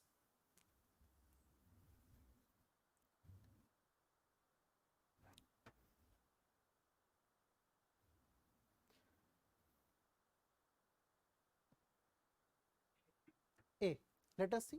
Democracy's superior virtue lies in the fact that it calls into activity. Means what democracy is doing. The intelligence and character of ordinary men and women, not wrong. Okay. But let us read the other options also. The method for strengthening executive leadership, no. Because executive leadership is strengthened, that can be done in any form of government. Superior individual with dynamism and vision, that is Russian democracy or Chinese democracy. That is not actually democracy. Fourth, a band of dedicated party workers. That has no link with democracy. That can be anywhere. Right? So answer of this is A. Is it clear? The answer is A. And you all thought that such simple questions will not come in UPSC because this is IAS examination. Fifth question. Which of the following objectives is not embodied in the preamble of the Constitution? Liberty of thought, economic liberty, liberty of expression, liberty of belief. But economic is there, but not liberty, justice. Right? Very good. So answer will be B. Sixth question, very tough. Very tough. Mind of the makers of the Constitution represented by preamble, and these are UPSC previous year questions. It is not the question that I am bringing to show, see how easy. These are questions that are asked in the actual paper.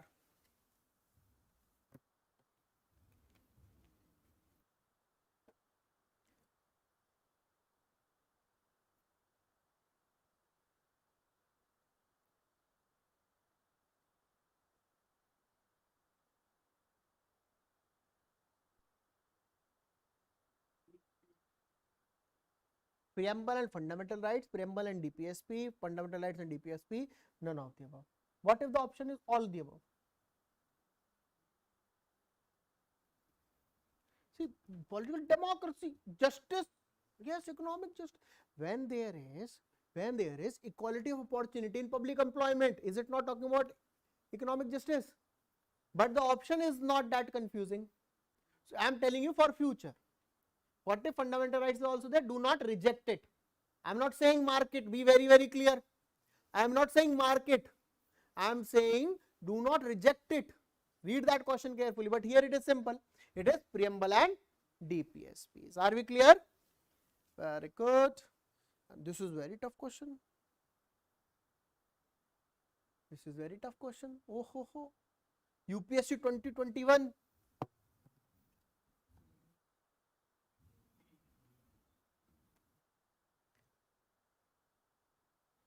Democratic Republic, Sovereign Democratic Republic, Sovereign Secular Democratic Republic, Sovereign Social Secular Democratic Republic. Answer is B, Sovereign Democratic Republic. Are we clear? What if the question is a constitutional status on any other date? If it is 26th January 1976.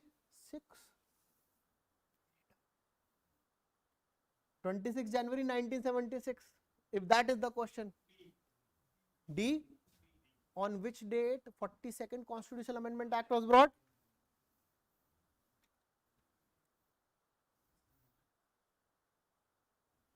Discuss, ponder upon it, and we'll have a short break. Okay. Think and give me the date and give the answer to that question. Are we clear? Let us wait for a small break and then we'll continue. Are we clear? Okay, thank you. We'll continue after the break. Now, let us continue. Right. Any doubt we have? Okay. So, we did find out the date on which the 42nd Constitution Amendment Act was brought. November 1976. Now, tell me the answer to this question now. If they are asking that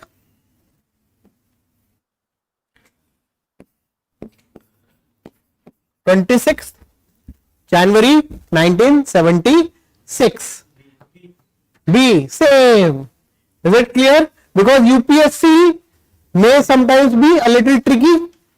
This was an easy question, but they will expect you to know on which date it was added.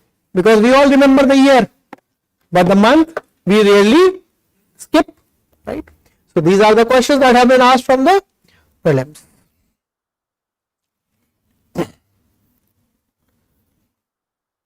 Let us see some practice questions from the preamble.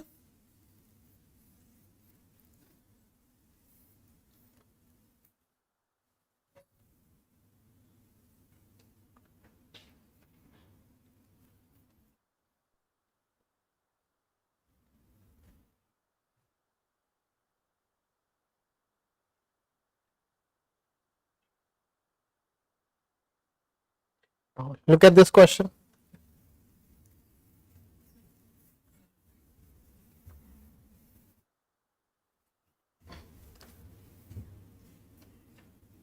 Look at this question.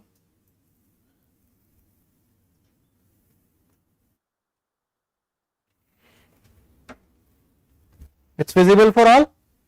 Yes, answer this question.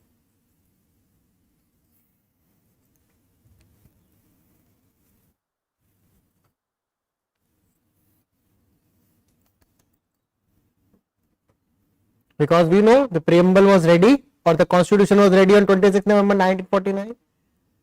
Right? So from this 26th November till 26th of January, what was functional?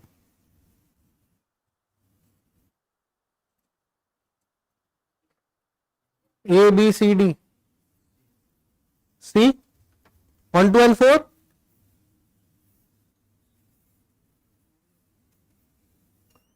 All of the above. Because UPSC may ask difficult questions also. Right? B, C.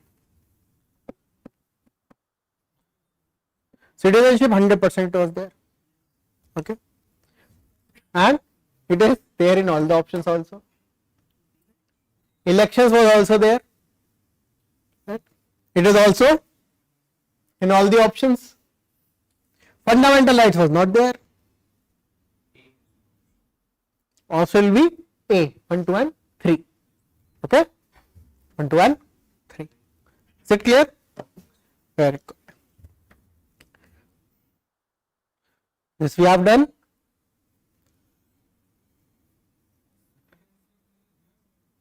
Citizenship was there since 26 November 1949 itself.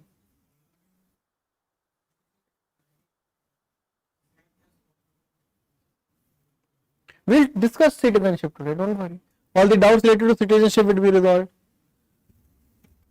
Answer this question.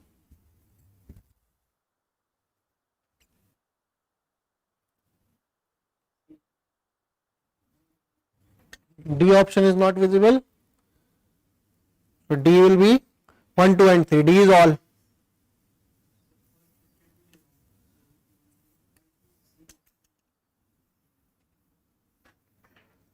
C is the answer. Sure. Do not take away my fun.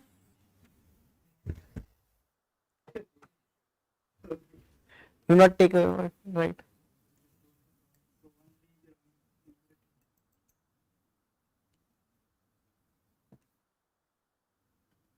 Why to worry? We have to discuss that topic. We have not done it till now. Because I told you, you need to have certain relaxation. We were discussing that topic, right? I'll give you the answer. Let us proceed with other questions and I'll explain that topic with the question itself.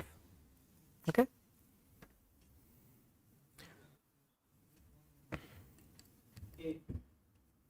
A. The following regarding preamble of the Indian Constitution are correct. It is based upon the objective resolution moved by Jawaharlal Nehru in the Constituent Assembly. Yes. Very good. What they are asking? Correct. Now we are taking a step forward. We are not only reading the statements, we are reading the options also. It is not a part of the Constitution. It is false. It is false. So answer is A, 1 only.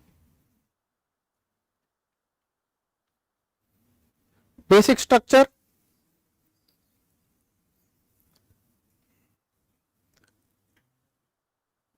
Everything is basic structure. So the practice questions are from other questions. Now let us discuss this. Now is preamble a part of the Constitution?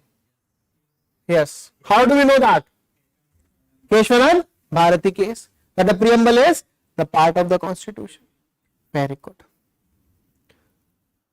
Provisions of the preamble can be enforced in a court of law in special circumstances. Yes. Very good. Preamble is a source of power to the legislature. No. There is no source of power to the legislature. Now let's see the options now. Because second we are not sure about. Where have you seen the enforcement of preamble?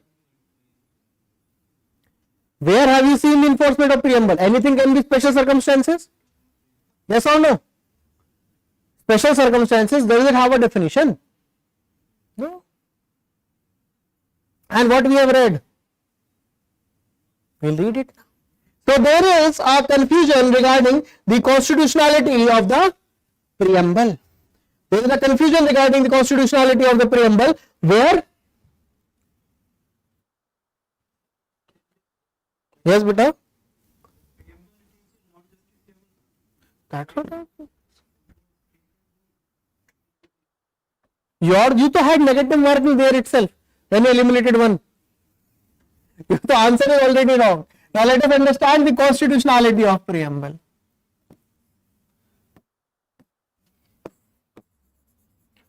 Constitution.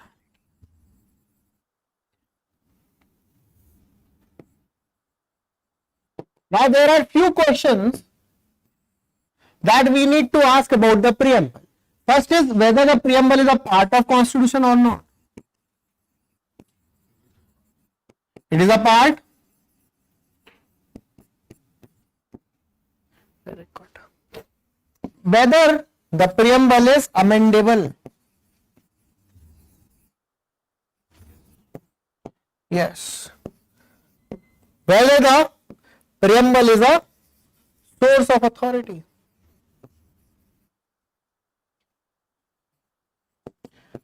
Whether it is a source of authority. Now that depends on which year are we having this, or in which year we are talking about this. Because the original constitution did not answer all these questions. The preamble was adopted after the enactment of the constitution. When the constitution was prepared, it was later on made, and there was a confusion whether preamble is the part of the constitution or not, because there was a case, that is the Berubari Union case.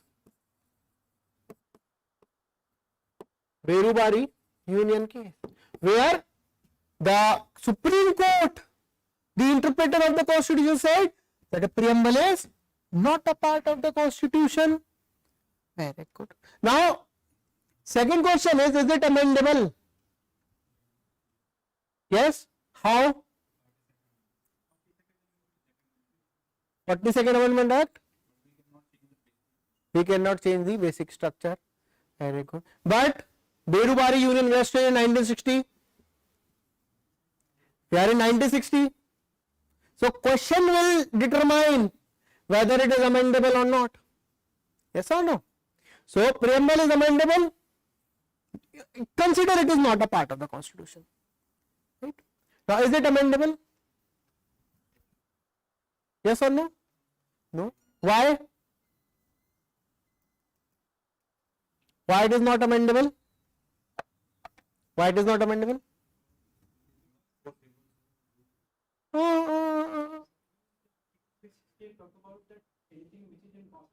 Yes. In 1960, Berubari Union case, Supreme Court established that the preamble is not a part of the constitution. When it is not a part, it is not amendable, it is not a source. Because Article 368 only provides you the provisions to amend the constitution, the procedure to amend the provisions of the constitution. But what if something is not part of the constitution? How can you amend it? You cannot amend it. Then, is it a source of authority? When it is not a part of the constitution, how it can be a source of authority? Then came the monumental judgment in the Keshwanan Bharti case.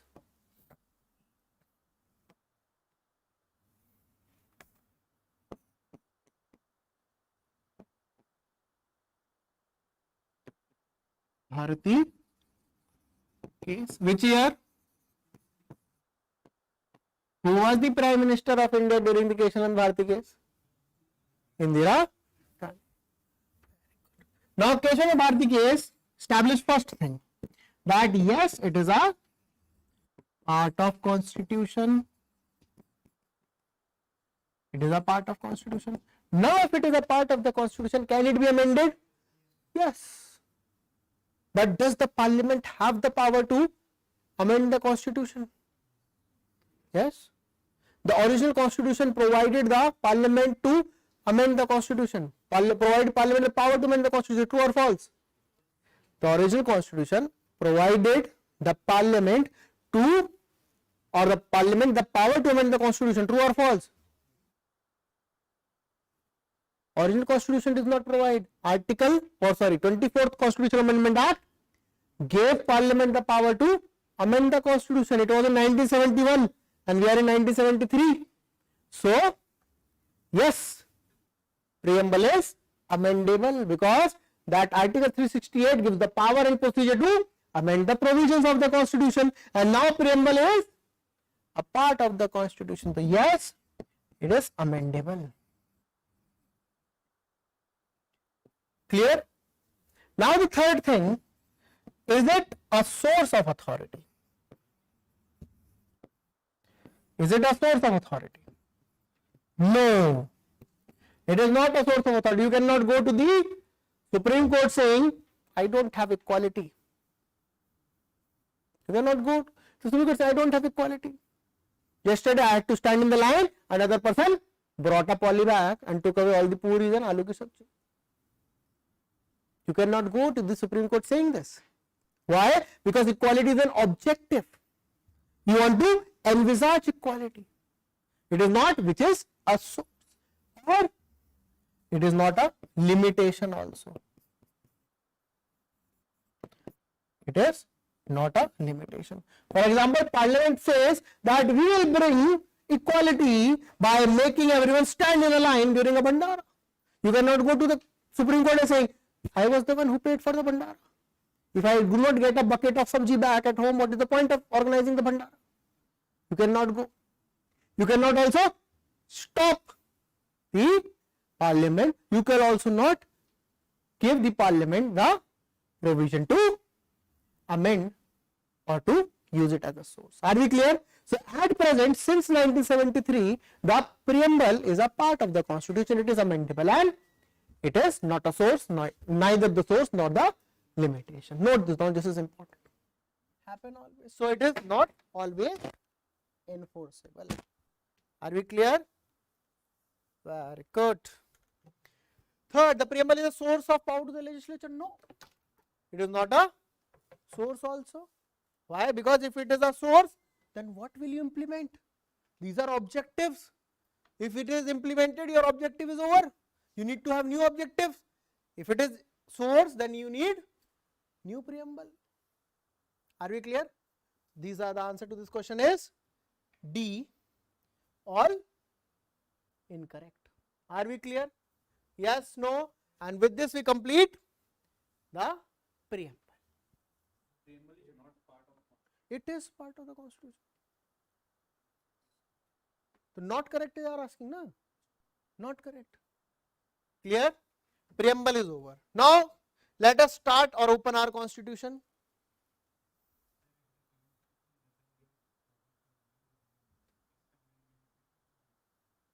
Constitution.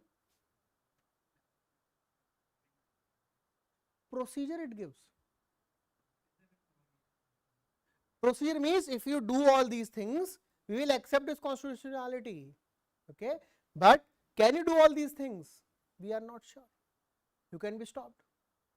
Okay, we will discuss that in fundamental rights, because we are only in the preamble stage. When we go to the DPSP and fundamental rights, there are article 31 A, B, C. Okay, there is a huge debate regard from Champakan Dorai Rajan till Minerva Mills. That we will be discussing. Okay. Now, when we have understood the preamble, what is the next? Let us open our constitution. Introduction we have understood. Introduction was so simple. Let us start the union. So, the first topic is the union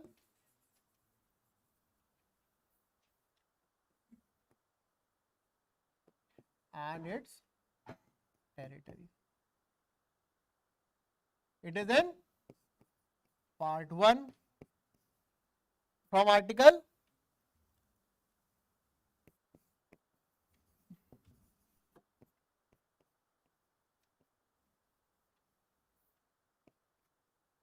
right, part 1 article 1 to 4.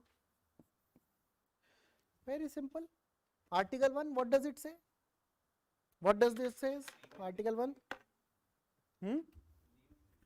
Name and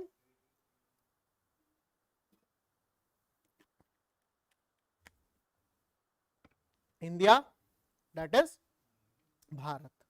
Okay. Online students, now the voice is fine. I hope the voice is fine now. Now, India, that is Bharat. Name of the country, very simple. There are only two formal names, India or Bharat. There is no third name, no Hindustan, no Jambudvip, right? No Bharatvarsh. That were the ancient names. We have only two names, Bharat and India. Very good. And India is a federal country, true or false? India is a quasi-federal country, true or false? India is a federal country, true or false? True. India is a quasi-federal country, true or false?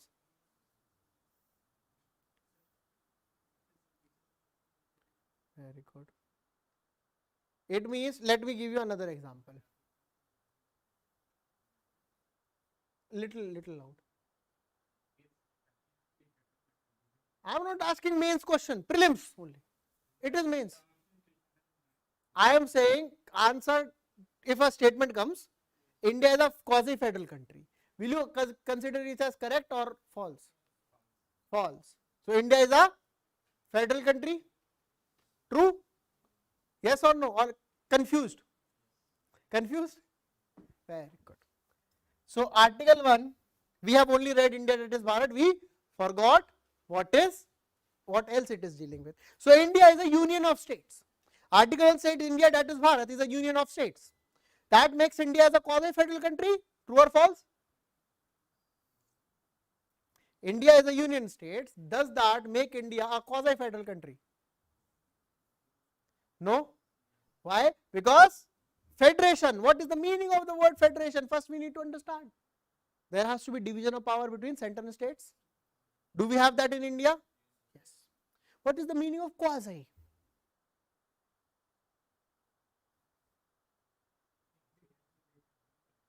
Quasi means likewise. So is India a federal country or like a federal country? Very good. Then is it, then answer the question again. India is a federal country, true or false? Then how it is quasi-federal? Let us take confused. Okay, this is the opinion, that's what. Now let us take an example. Any volunteer we have? Any volunteer? Very good. Now let us take a name, and can you give me one name which is gender neutral? Can you give me a gender neutral name?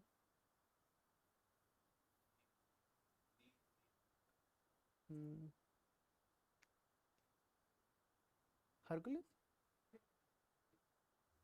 Let us take a gender neutral name. Simran, Singh or Kaur. Let us take out very simple, Suman. Right?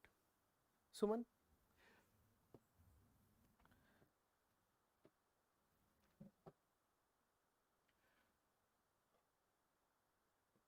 So, or let us make it Happy. Happy? Happy is a boy or a girl? Tell me. We have a volunteer. Yes, Happy is a boy or girl? Boy. Appears to be a boy. You agree with his statement? No. Why? Because Happy is a childhood friend, you know. Yes or no? It is because of Happy only you are preparing for UPSC. Intikam. So who will be the best person to tell you whether Happy is a boy or a girl? Happy himself or herself? Yes or no? Very good. What if he is saying Happy appears to be a boy, but Happy says I am a girl? With whom will you agree? But you still will not accept what is Happy's view. You will not accept Happy's view.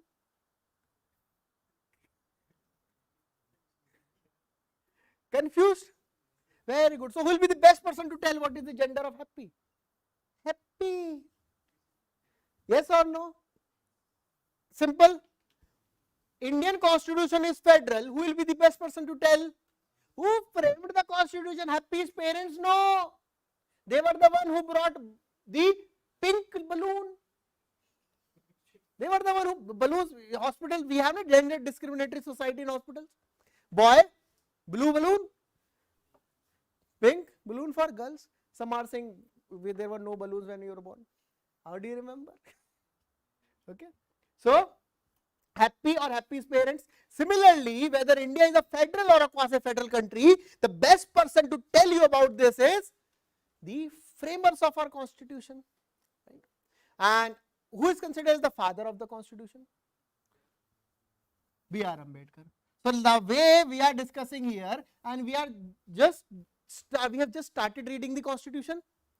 There were the people who were framing the constitution. They asked Dr. Ambedkar, we have a question. They said, K.C. Vere is saying India is a quasi-federal country. To that, Dr. Ambedkar replied, first, he said, we were the framers of the constitution. We know India is a union of states with the federal features. India is a union of states. It means in India, the states and the union, they have their own administration and we have divided their powers. And India is an indestructible union of destructible states. And we have a federal feature. Why? For administrative convenience. So, the federal features we have are for the administrative convenience, but that does not mean that anything which is not like the US Federation, you will call that quasi-federal. For example, if we see the names of the individual which are telling you the gender, right? If we have a name of an individual which is like a boy's name, but the person is a girl, will you say, no, you are a boy, your name seems boyish? No, that will be inappropriate. Same thing is with our constitution. Our constitution, write it somewhere.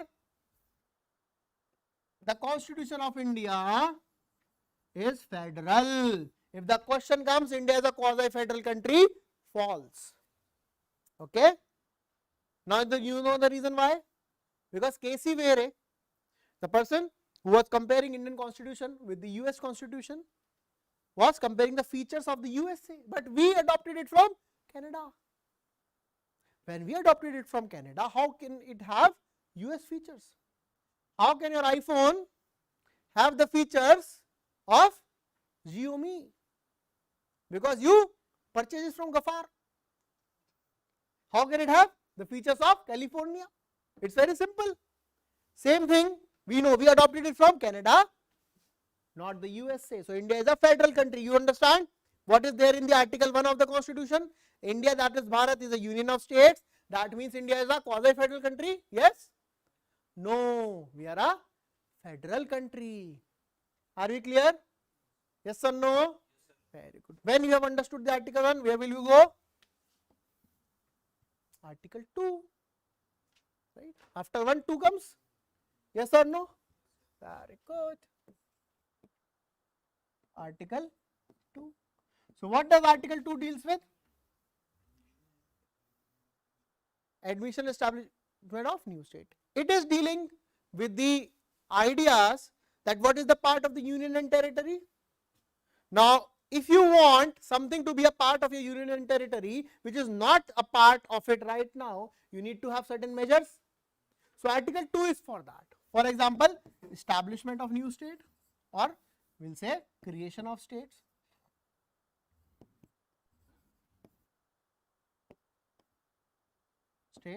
Or admission of new states.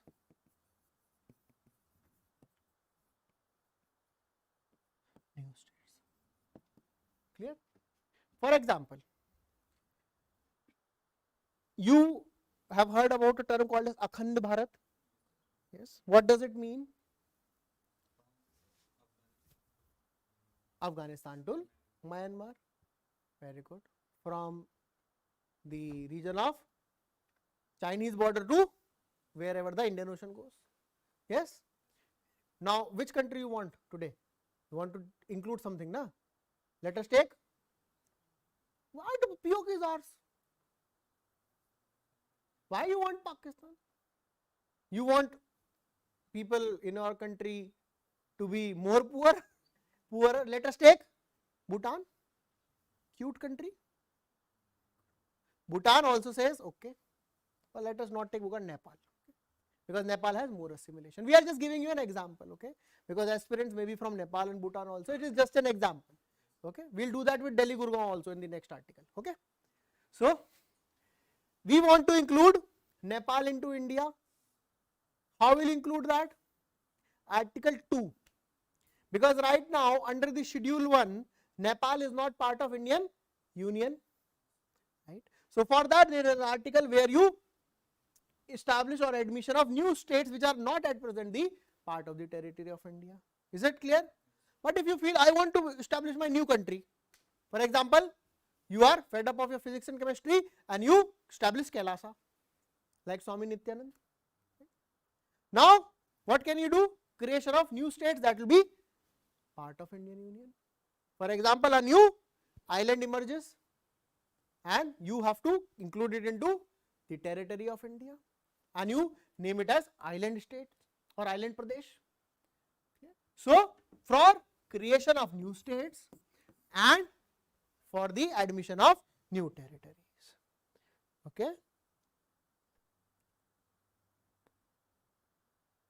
Online students, the quasi-federal doubt is clear now. The quasi-federal doubt must be clear now.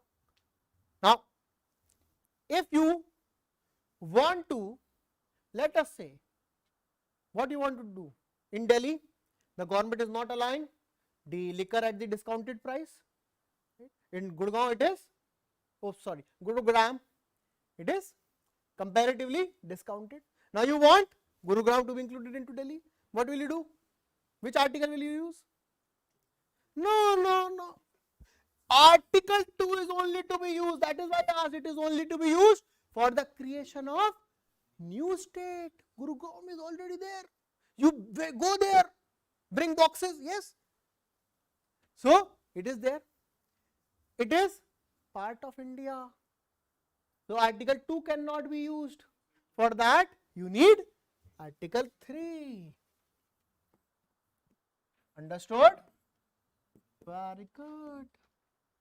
So article 3 is for those territories which are in the Union of India, which are the part of either 625 districts of the country, which are either the part of the 28 states, which are the part of the 8 union territories. Article 3 will be used there, where whatever you can do, you alter the boundaries.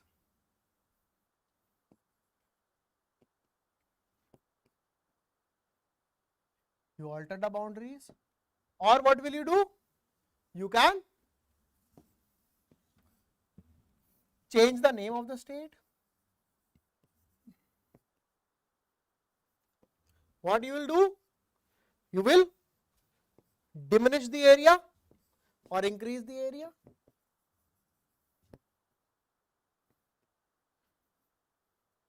Or increase the area. Okay. Then you will use article 3. For example, you want any volunteer from any state. Let us take my state. I am from UP. Okay. So there is a demand for creation of 4 states in UP. Right. There are demand of creation of 4 states in UP. Purvanchal, Harit Pradesh, Awadh and the Bundelkhand. Demand of 4 states. Now if you want to do that, you have to do this under article 3. Is it clear? Are we clear with this? Very good. If you want to make a new state called as NCR, you can do it through article 3. If you want to include whole Pakistan into India, article 2. Okay. Is it clear? Very good. Now you say, if you have told us, let us include. Now what do you want to include? What do you want to do with the territory? That is different. That is governance. Okay, that is governance. Special status criteria, and it has been done away with. With the 14th Guidance Commission, there is no special category states. Okay. Now what do you want? You want Gurugram in Delhi? Yes or no? Bilkul, that will be an easy way to understand that topic. Now let us make this change. The proposal we are making to include Gurugram in Delhi. It is just only for understanding purposes, we should not bring our regional affinity here. Okay, this is only for understanding purposes, nothing such is happening. Okay, nothing such is happening. They will be shops separately in Guru. Clear? Very good. Now Gurugram is in which state? Haryana. Now if you want to merge it, what procedure will you have to take? That is what is mentioned under Article 3 also. So what procedure you have to take? So there are various steps. Let us understand each and every step. So first thing, let us go to the diagram. I worked very hard to make that. So let us use that. And that was for PPT. Actually, it looked great in PPT. But because this is the crash course or the course, we have less time. Otherwise, with visual effects, you would have studied that.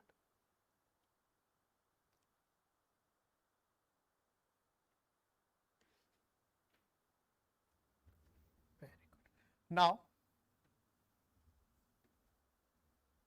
visible to everyone? Any such happening that you want to include Delhi and Gurugram in Delhi, what you have to do, your first step should be the recommendation by the president, right? But president cannot recommend directly. The president can only recommend it through the opinion of the state legislature. The state legislature's opinion will be taken, right? State legislature's opinion has to be taken in how much time? How much time? President will specify. So if the question says that the opinion of the state has to be taken within 6 months, false. If it say 1 month, false. Any duration, if it mentions, it will be wrong. So the first step is to take the opinion of the state legislature within the specified time, irrespective of the state's opinion. Whatever state says yes, whatever state says no. It will be on the president's recommendation. President can introduce that in the parliament. Any such change can only be done by the parliament. State legislature cannot introduce such a resolution. If it is introduced in the parliament and it is passed by simple majority, if it is passed by simple majority, then if it has also received the presidential assent, that action will be considered as complete. Clear? Let me give you an example of it. First, if you, or the practical example is Andhra Pradesh and Telangana were separated, or Andhra Pradesh was divided and Telangana was created. Now how it happened? A opinion of Andhra Pradesh would have been taken. Andhra Pradesh, what would have Andhra Pradesh would have said? Opinion was to take, we want to make Telangana. What do you say? They say no. Okay. The resolution was introduced in the parliament. That resolution was passed by simple majority and it received the assent of the president. Clear? This is how Telangana was created. Now let us take an example. The present example, Gurgaon and Delhi. Which all legislature will be asked? Opinion of which all legislature? Delhi also has a legislature, Haryana also has a legislature. So the opinion of both will be taken? Yes or no? Fair. Read it again. It is a state legislature. Delhi is not a state. Opinion of Union Territory is not taken. Is it clear? Because if you take the opinion of Delhi, you have taken one of the election manifesto of the political parties, that they will make Delhi as a state. Because Delhi is not a state. Yeah. So point to be noted that the opinion of the state legislature is not to be, or sorry, the opinion of UT's legislature is not to be taken. Now, the opinion of Haryana will be taken. What does Haryana say? No. Or rather they'll say leke to dikha. Right? So, then irrespective of the opinion, it will be introduced in the parliament. While introducing in the parliament, they say Noida also looks good and Faridabad also have the same facility. Now the legislature of UP will be consulted, but will the Haryana be consulted again? No.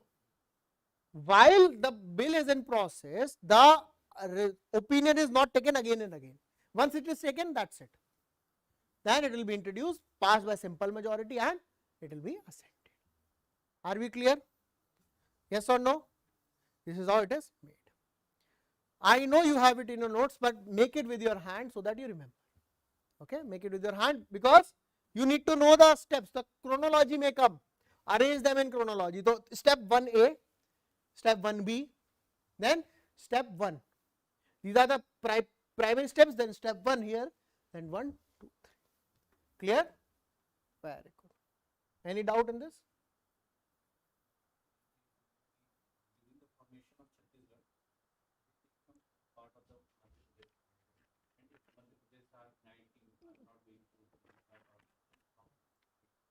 They say okay, then we'll take. You are confused. This opinion of the legislature, consider it as an opinion of the parents during the arranged marriage. It does not matter. While there is an arranged marriage, the parents, they have already decided, they don't consider your opinion. You say yes, okay. You say no, sharma gaye.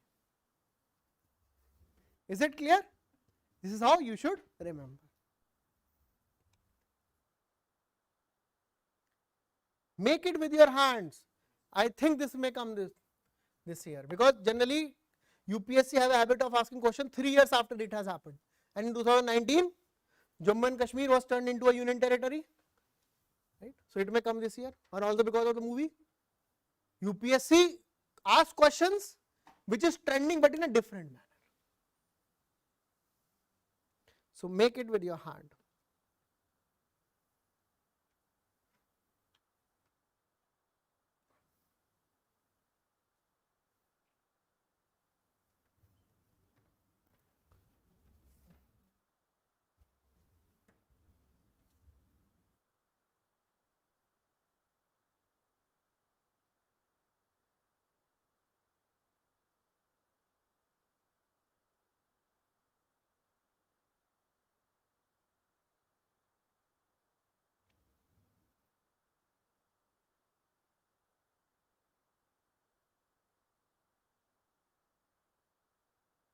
Done, everyone?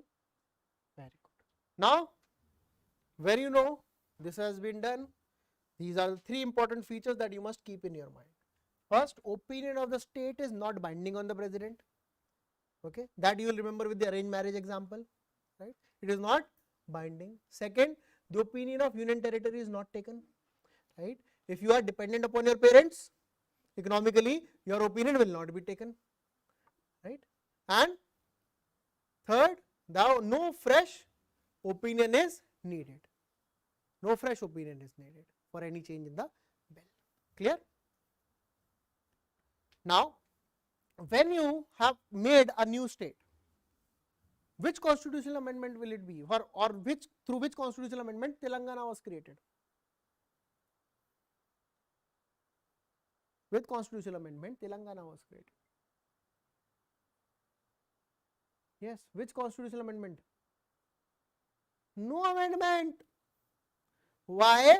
No constitutional amendment, because Article 4. Article 4 says that anything which is done under Article 2 and 3 will not be considered as a constitutional amendment. Okay. Now, tomorrow when you will revise, you will ask me this question. I am telling you before only, that you will say, but Goa was added through a constitutional amendment. Okay. Because it was not made as a state. It was made as a union territory first. This is for the state. Okay. And it was included as a union territory. Are you clear? So this is what Article 4 says, that anything which is done under Article 2 and 3 will not be counted as a constitutional amendment. Why? Why it is not counted as a constitutional amendment? Yes, because Article 368 says that the amendment in the constitution can be done through special majority, or special majority with the ratification of half of the states. Here the majority used is simple. So in future the question that you will remember, that the states are created through simple majority. Clear? Questions related to union are clear? So part 1 is clear to you? Very good. Now what comes after part 1? 2. So let us go to part 2. So this is the important portion, and let us go to part 2, citizenship, very important.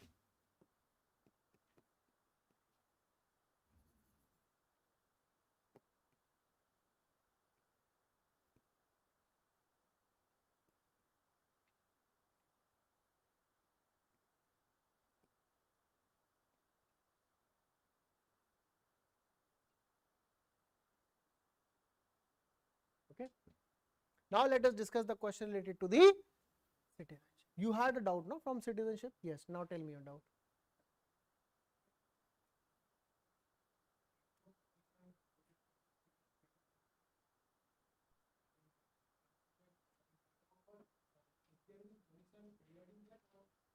These articles were valid. 5, 6, 7, 8, 9, 10. Yes. But who will be the citizens they talk about? On the day of the commencement of the constitution, who will be the citizens? And who will have power to make any law? Because when the parliament is given the power, then only parliament can make the law. So the articles under the citizenship part were valid. Okay. These 5, 6, 7, 8. These are valid. 7, 8. Clear? Now, tell me, as per the Constitution of India, how can someone acquire the Indian citizenship? Yes. Next. Right.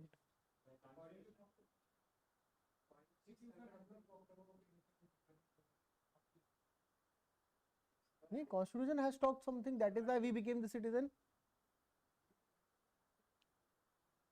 That's not how, as per the Constitution of India, a person can acquire Indian citizenship. No. You all know the answer. As the parliament may decide.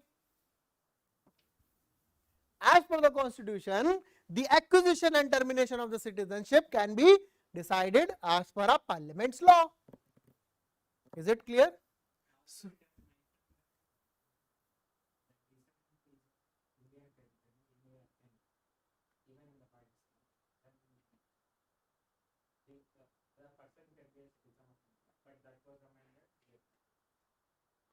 Now at present, except 9, 10, 11. Other articles are not important for us. Why? Because they completed their task on 26th January 1950. 5, 6, 7, 8, they dealt with the citizenship of the citizens who will be considered as citizen on 26th January 1950. But now we are in 14th March 2022. For us, that is long back. For us, what is important is article 9, 10 and 11. Now, tell me that the Constitution of India provides for single citizenship, true or false? The Constitution of India provides for Indian citizenship, true or false? Oh, sorry, single citizenship. True? Is it mentioned in the Constitution?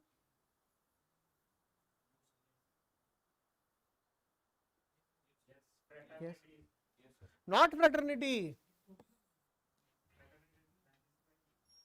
No, fraternity, you can have fraternity with alien also. Yes, sir. Not alien. Do not think alien means jadoo. Alien means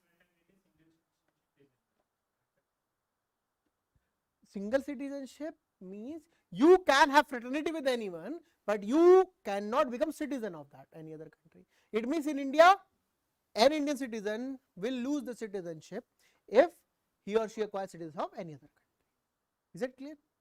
Very good. Now, the person may become a citizen of India through 5 ways: through birth, descent, registration, naturalization, or Incorporation of Territory. But these are not mentioned in the Constitution. These are mentioned where? Citizenship Act, Act 1950. Is that clear? So these are the way of acquisition of citizenship. How can a person lose his or her citizenship? Termination of citizenship, renunciation,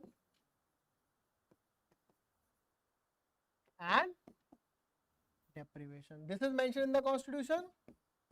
No. These are mentioned where? Citizenship Act 1955. Is it clear? Very good. So this is the one of the basic. The Parliament got the power through the Constitution to make any changes with respect to acquisition and termination. Now, does the Parliament or the Constitution provides the power to the Parliament to have an obligation towards the parliamentary law? For answer this question, the Constitution provides for an obligation towards the parliamentary law by the citizens. The Constitution provides for the obligation towards the parliamentary law by the citizens. True or false?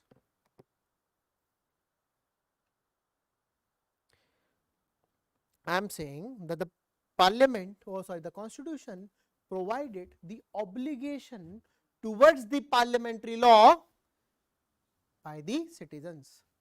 True or false?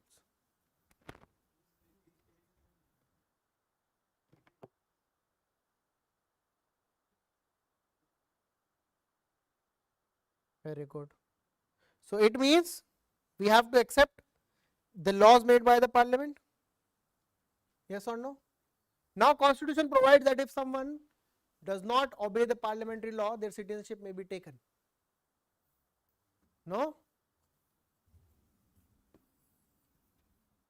When someone says हम कागज नहीं दिखाएंगे Parliament से,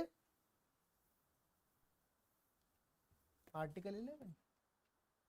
The Constitution provides that the parliamentary law has to be followed, otherwise the Parliament have the right to take away the citizenship also.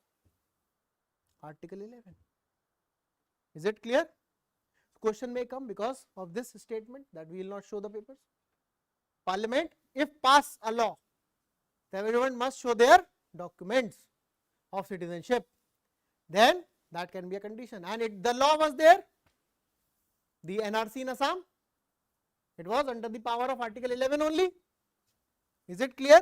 So 9 says there should not be any dual citizenship, there should be single citizenship. 10 says that the Parliament have the power to make the provisions with respect to the acquisition and termination of citizenship, and Article 11 provides the obligation of the citizens towards the parliamentary law. Are we clear with this? If you want to note down anything, please note down, then we will proceed.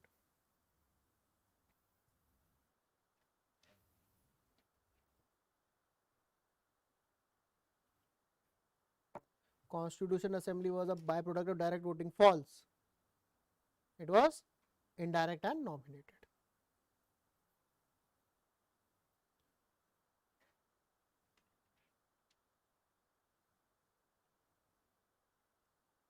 Are we clear?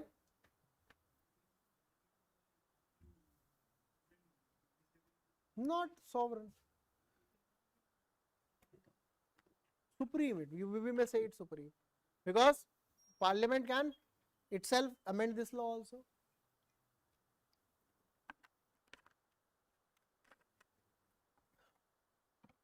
Is it clear? Very good. Anyone who is noting this down? You have it? This also you have? Very good. Just somewhere write a note that Article 9 provides about the single citizenship, because you may forget that. Right? That the persons voluntarily acquiring citizenship of other countries may lose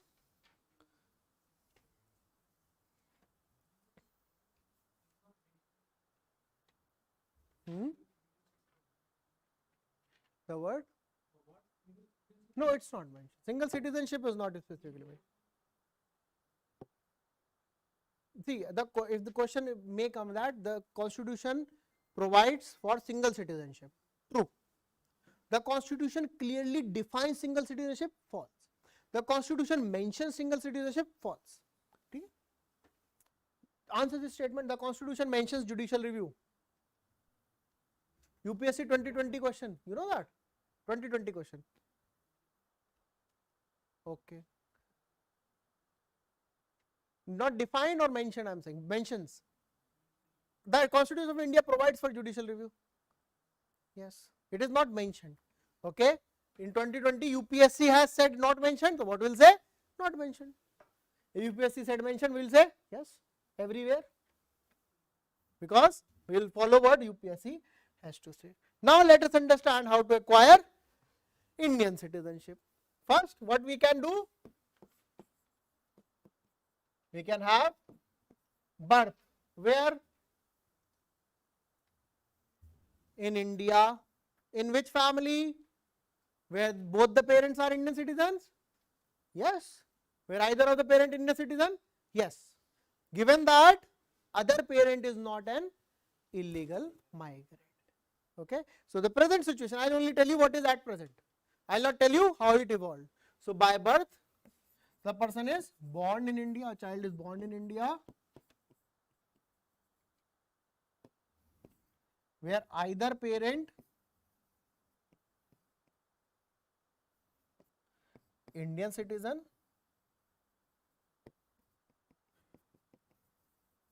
another parent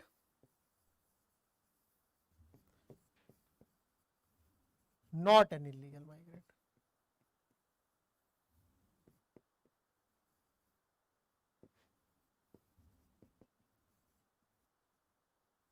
Note this down for birth. In your notes, either underline it or note this down. Because what I am telling you, revise this much only. For the exam, revise this much only. You do not have to read it everything. Otherwise, these notes will be of more than 150 pages. Already they are approximately 50-60 pages, and it is for one class. No, 2 classes. Okay. 2 classes will there.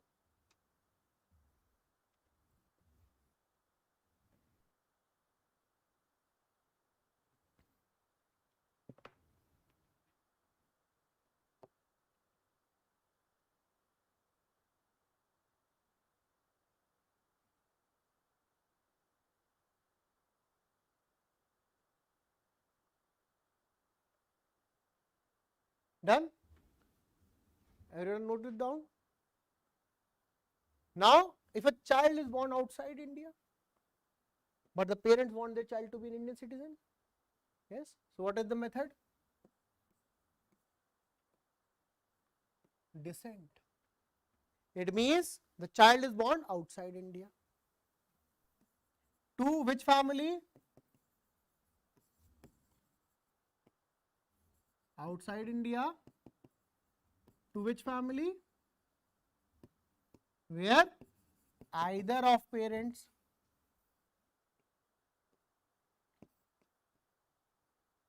is Indian citizen. That's it. Where either of the parent is an Indian citizen, that's it. No. How do we care? Foreign country. It is not our concern. That person may be legal migrant. That person may be legal migrant. We don't care because that is their immigration policy. Is it clear? So what we need that the child is born to either of the Indian citizen and the child is or the parents within 1 year of birth.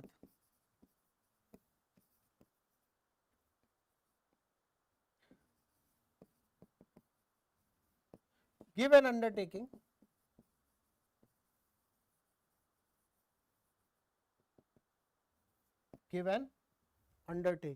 that child does not have the child does not have any passport of a foreign country. No passport of a foreign country. Okay. It means an undertaking has to be given and birth is registered at a consulate. The birth is registered as a consulate. Okay. Okay.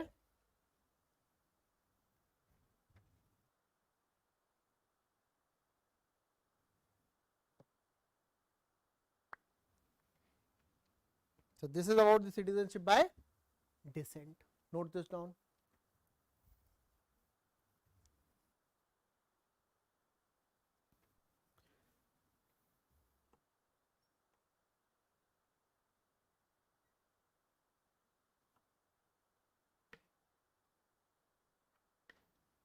Done? Very good. Now, what if the child has grown up and you want that child to be Indian citizen? Yes or no?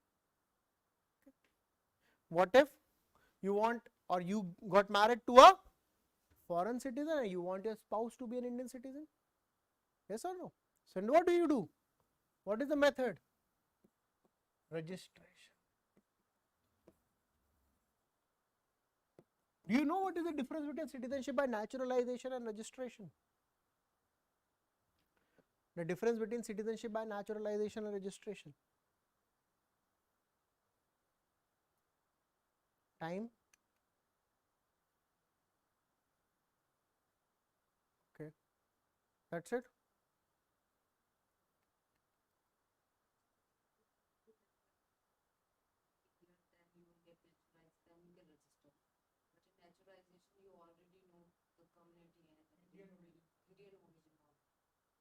In registration, you must have some link with India.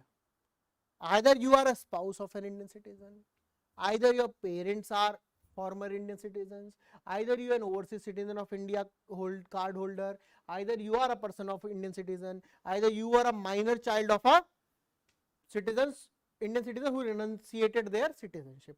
In registration, you must have link with India. In naturalization, anyone can become a citizen by naturalization. There is no need to have a link with India. Okay, this is the main difference. Registration, Indian link is must. You cannot say that I want to become an Indian citizen by registration without having any link with India. Is it clear? Very good. So if a person is of Indian origin or OCI card holder, a person is of spouse of Indian citizen, or OCI card holder, a person is a minor child of OCI card holder, etc., can acquire Indian citizenship by registration if they live in India for a period of 7 years continuously, or 7 years in total. 7 years in total with preceding 12 months continuously. 7 years in total preceding 12 months continuously. It means in total 7 years, but in the previous year for complete 12 months you have been in India. Then a person may acquire citizenship by registration. Note this down.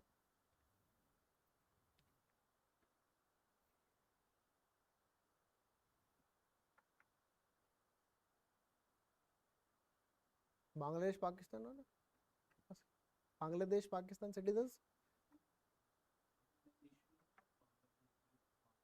Bangladesh, Afghanistan, Pakistan, they will never get Indian citizenship by these criteria because everyone have an Indian origin. In Bangladesh, Pakistan and most of the region of Afghanistan, everyone has origin with India or relation with India, right? So they are not allowed. Okay, that is Citizenship Act that you are talking about. That is naturalization. That is naturalization.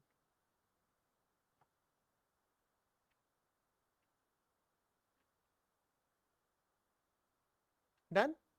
Very good. Now, a person can become a citizen by naturalization.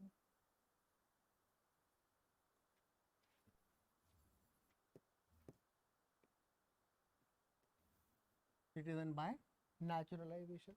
How? If a person is of good moral character,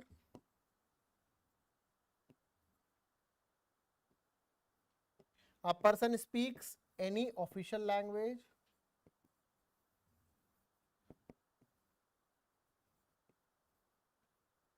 a person is having some special knowledge,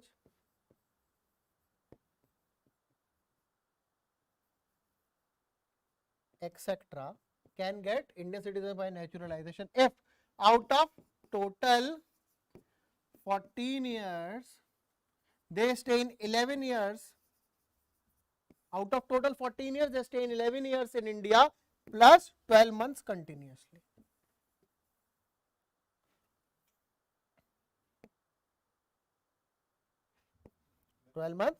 Continuously.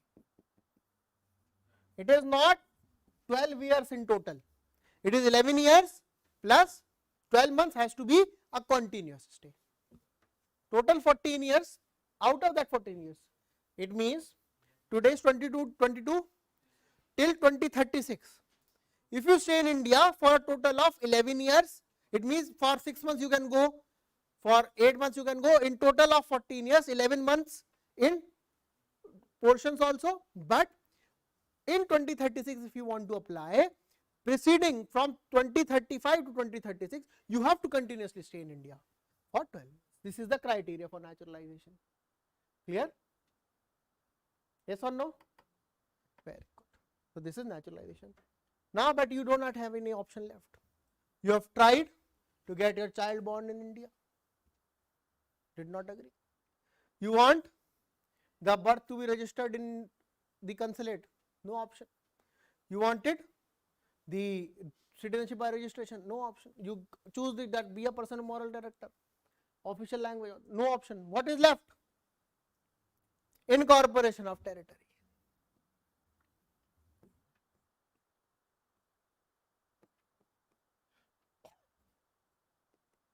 Incorporation of territory. There is a meme, na, that she rejected me because I used to sell badam. Now her whole family is dancing on the songs of Kacha Badam. Similarly, incorporation of territory. You try everything, you are not getting the citizenship. Let Indian government acquire a territory. The way it happened with Goa, Puducherry, Dadar and Nagar Haveli, Daman and Diu, and some regions of Manipur, Sikkim. They all were incorporated into Indian territory. Not necessarily this has to be a violent incorporation. Be very clear about it. Not necessarily. That has to be by acceptance also. Sikkim accepted, Puducherry accepted, Goa military action. Okay. So this has to be the way. So incorporation of territory. Answer is statement. With the incorporation of territory, the citizens of that territory automatically become citizen of India. True or false? With the incorporation of territory, the citizens of that territory automatically become citizen of India. True or false? True. Now, if you acquire in future Baluchistan, okay, then you want the terrorists to be automatically become citizen of India? No, and that means it is false. So, central government will notify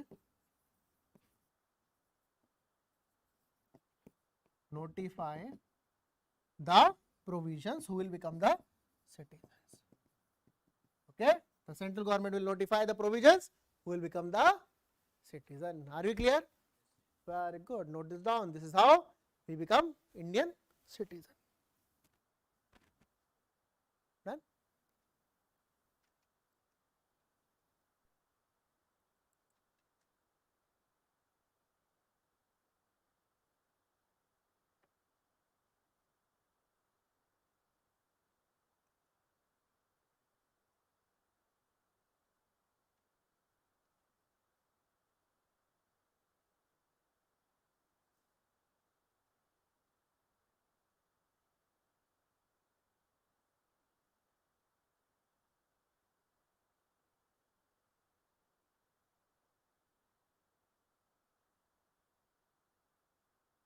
Everyone has noted this down?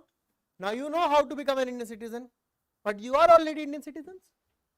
So you should know how a citizenship can be lost. So loss of citizenship can be through first renunciation. Renunciation means you give up your citizenship. You say, I no longer want to become an Indian citizen. I want to renounce my citizenship. You can do that. So that is the meaning of renunciation, right? However, this citizenship cannot be renunciated if India is in a war with any country. At that time, you cannot say, I want to renounce my citizenship. Okay, the renunciation may be cancelled. Second, the citizenship may be terminated. It means the country comes to know that you are having citizenship of any other country. Okay, then your citizenship may be terminated.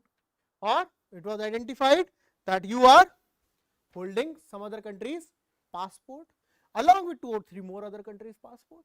For example, the way it happened with Mehul Choksi, he acquired the citizenship of the Antigua. Clear? So that will be a termination of citizenship. But similarly, if it is a country with which India is in a state of war, or if there is any other war with any country, then there is no termination. Is it clear? Now there is renunciation, there is termination, and there is deprivation. Deprivation is most important because you are preparing for civil services. You will not acquire citizenship of other country. You will not do anything where your citizenship may go, but you must know how you can be deprived of your citizenship. How can you be deprived? First, if you show disloyalty towards the Constitution.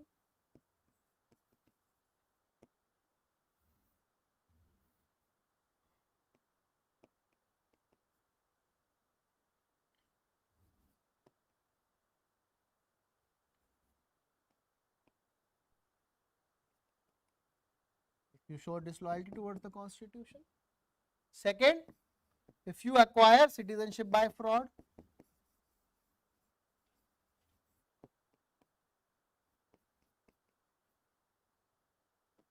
Okay, if you supports or communicates with an enemy,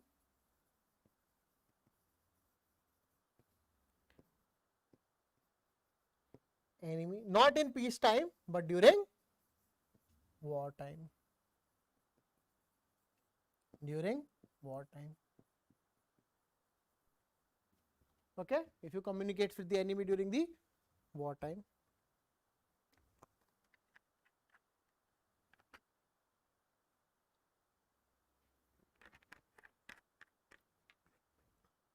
Now along with this, if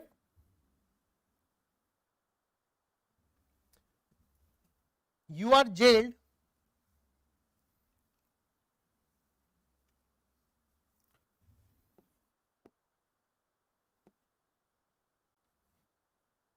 in a foreign territory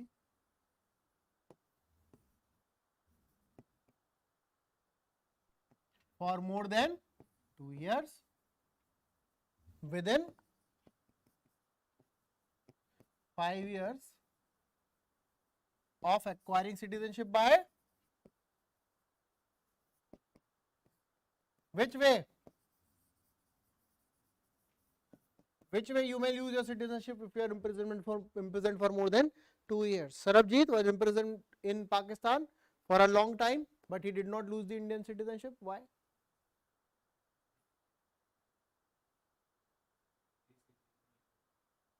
And who will lose the citizenship? Who are citizen by registration or naturalization. Okay, naturalization and registration.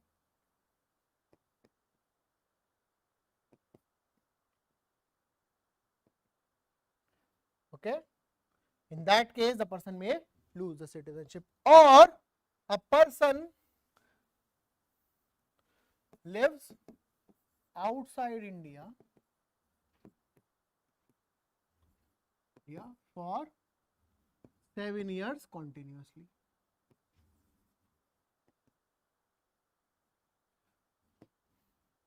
In that case, the citizenship of a person is deprived.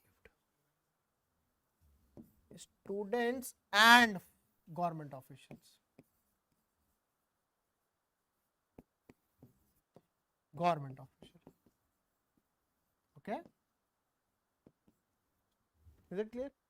In addition to this, even if you are living outside 7 years continuously, you may live 70 years outside continuously if you get yourself registered citing keeping Indian citizenship. Citizenship at consulate or embassy.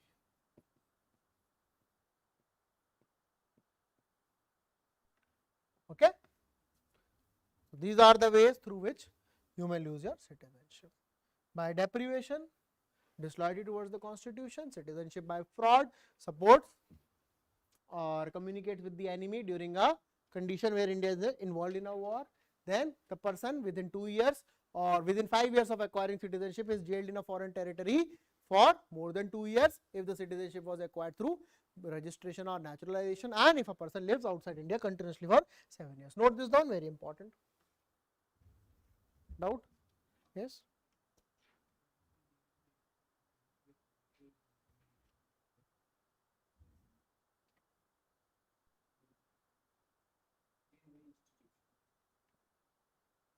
Which company? IT company. The IT company can do work from home. They are doing work from home. They are exempted from going out also. So there is no such exemption. Government officials, everyone is exempted if you registered every year. Yes, doubt? Government pass some bill, it become the part of constitution. Huh? No. No. Acts does not mean constitution. Let's say amend something, it become the part of constitution. Yes. And people are agitating for that. Okay. Right. So means government take our citizenship because they are written to disloyalty towards constitution. But protesting does not mean disloyalty. What happened in 26th January would have been a condition of disloyalty. That is why the farmer protesters said, we do not have any link with such protest. Remember? Remember, 26th January, there was a violent incident closer to the Red Fort. Farmer organizations very clearly said, we do not have any link with any such activity. Why? Because of the first point. If he found a guilty person, so he take out his. Generally, if you take someone's citizenship, how will you try that person? You are bound by laws of India because you are an Indian citizen. If someone is doing a crime, that will be a blessing for that person. You have committed, for example, a person committed a murder, will take away your citizenship. That person will be happy, will not have to go to jail, right? Because you will not be a subject of India then, right? UN will say, because in such cases UN is active. Otherwise, you all know, Is there a chance? anything can be done practically. This is theory, right? This is theory. Practically, things are very different. We have noted this down. Very good. This, everyone? Very good. And this? Very good. Is there anyone who is noting this down? No? Now let us discuss something very simple. You have heard about citizenship amendment. What was it? Very simple thing. And we will discuss only from prelims point of view. Don't ask me that whether you put a display pic saying I support CA or do I keep my papers in my pocket or not. That is mains. Just in the prelims, tell me what were the provisions of CAA, Citizenship Amendment Act. No idea? No idea? Citizenship is the people who live. Right? Economic immigrations happen. Which communities, which countries? Very good. Oh, names has to be mentioned. Interpretation is not there. Hindu, Sikh, Buddhist, Sikh, Parsis and Jains. What else?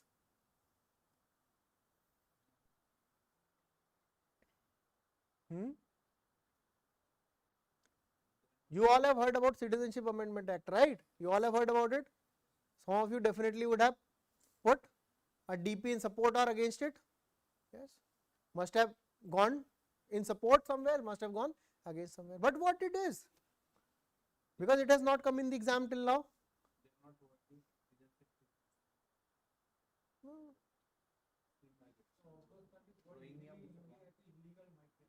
Yes.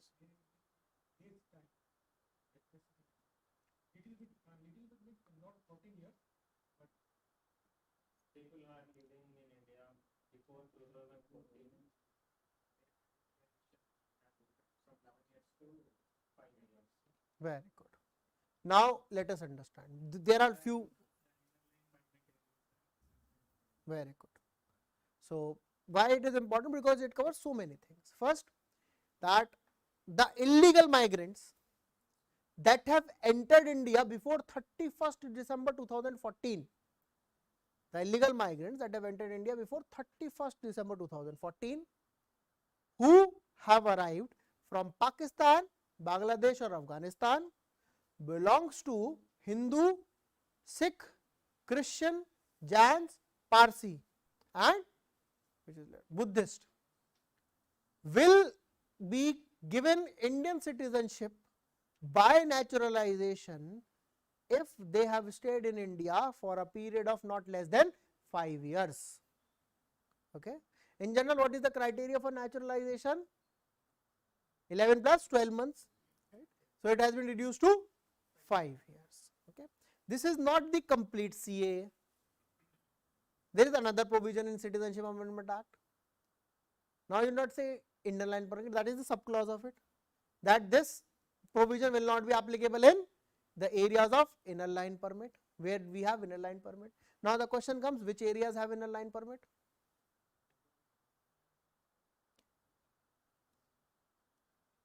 Mizoram. Okay. And it will also not be applicable in the areas of 6th schedule. So it will not be applicable in the areas where there is inner line permit.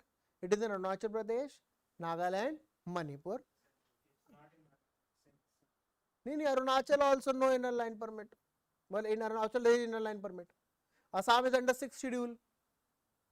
Assam is under 6th schedule. Okay. And 6th schedule areas. Clear? And 6th schedule areas means Assam, Meghalaya, Tripura and Mizoram. So Arunachal Pradesh, Nagaland, Manipur will not be applicable, and the tribal areas of the 6th schedule areas, it will not be applicable. Another important clause in the CA is that these provisions will not be, or these provisions says that any person who is an overseas citizen of India card holder may get their card cancelled in case of violation of any law in India. Okay. Before understanding this, we must know what is overseas citizen of India. Right? Have you heard the words NRI, overseas citizen of India? Yes. Who are considered as NRI? Because this year question came NRI, right? OCI also question came, right? Who are considered as NRI? That's it. Indian citizen work living abroad and then they are in, how they are Indian if they get citizenship of other country? We all have heard what is NRI. What if in the paper? After class discuss. Okay. After class we will discuss. Here let us get the definition of NRI correct. We have heard this word NRI. What does it mean? We don't know. And what if it comes in the paper? Again, Gens of Wasipur movement. Right. So NRI are those Indian citizens who are residing outside the geographical territory of India for a period of not less than 182 days. Is it complete definition? No. In one financial year. It means if you go on 1st of January and count 182 days, you will be not considered as NRI because you have to count it from 1st of April. Okay. So 182 days from the financial year. Is it clear? You have it in your notes. Okay, the definition you have it in your notes. Hopefully, because NRI you have it. Otherwise, right. Those who are citizen of India living abroad for a period of not less than 182 days in a financial year. Now, NRIs, do they have right to vote? Yes? Very good. NRIs, do they have right to purchase agriculture for property? Yes. All the rights, they are citizens. Only for financial purposes they are identified as NRI. Otherwise, they have all the rights that we have. Another question comes, what is overseas citizen of India then? Who are OCI?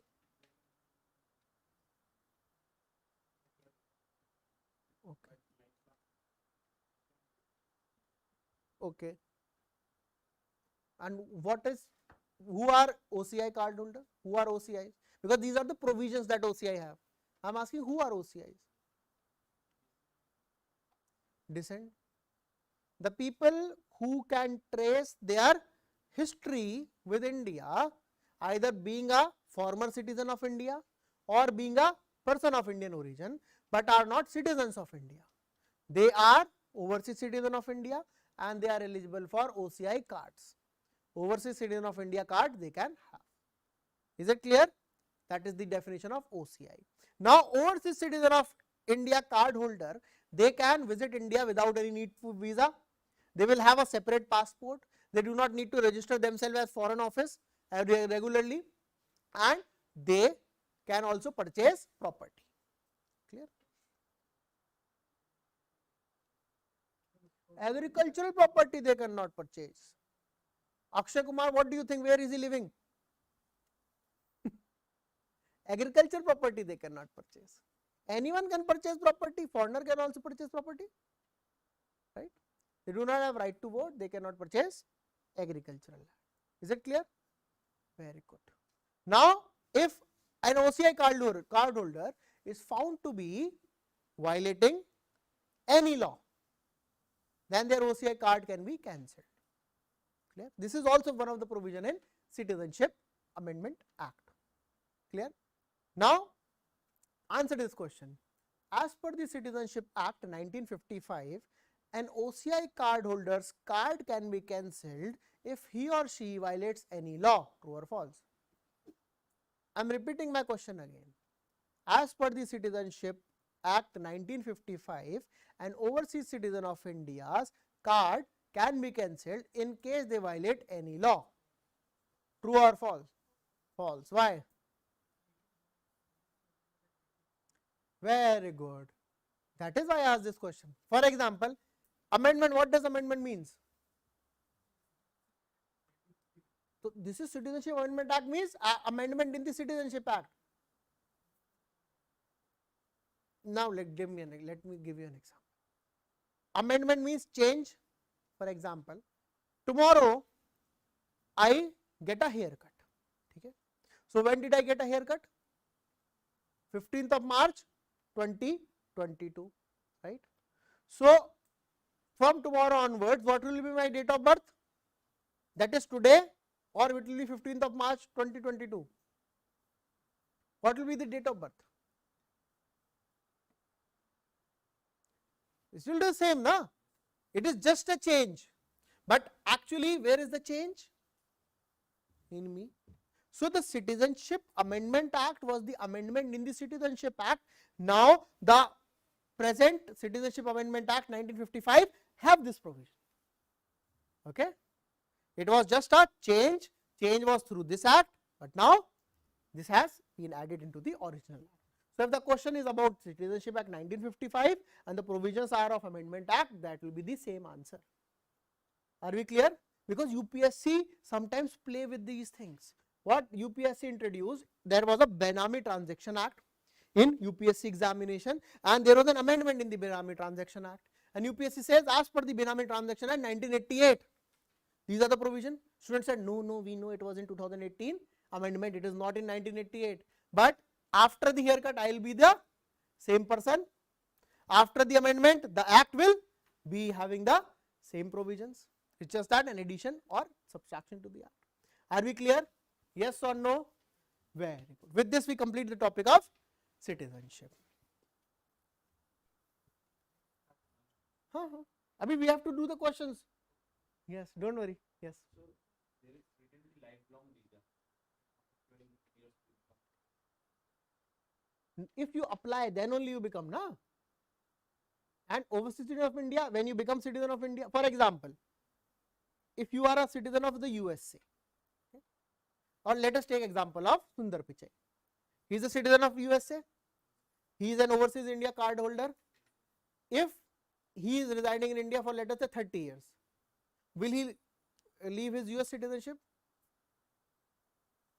He have to if he becomes Indian citizen. But the chances are almost negligible, someone giving up US citizenship, right? So, it is not necessary until unless you apply. Are we clear with this? Very good. Now, let us have certain questions.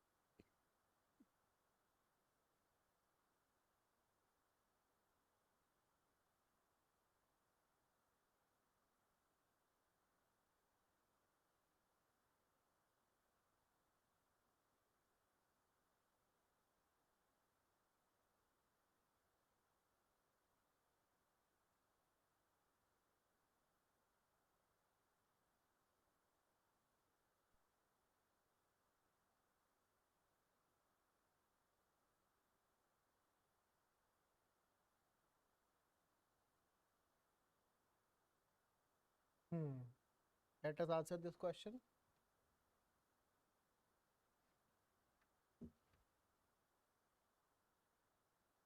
Which of the following options are one only, two only, both none? Okay, one only, two only, both are none. A is one only, B is two only, C is both, D is none.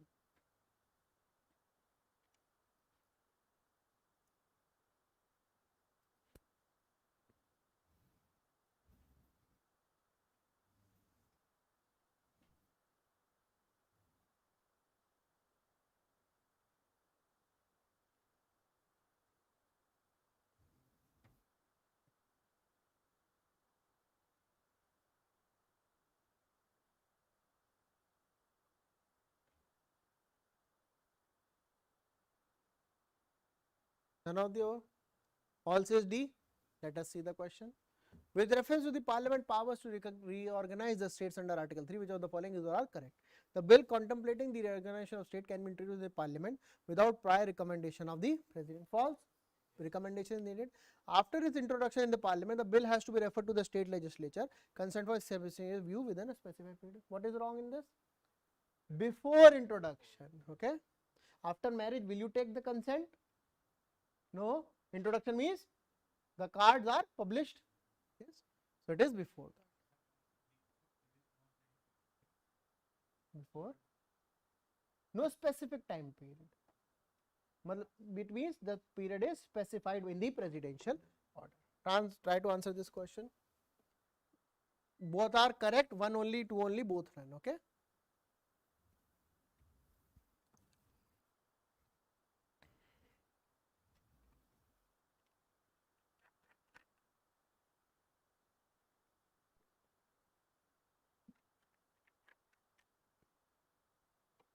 One only.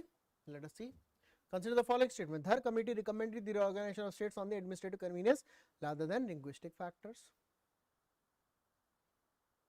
The JVP committee recommended language as the basis for reorganization of state. So second is wrong, first is correct, one only. Right? Yes, pass the question. Nothing. They were asked whether you want there should be creation of states on the linguistic factor. They said no. Okay. Try to answer this question.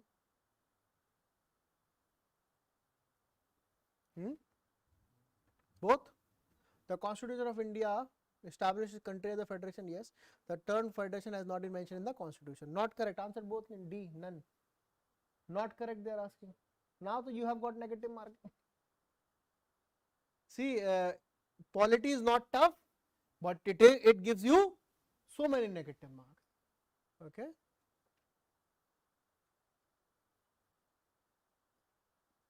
T is all 1, 2, 3.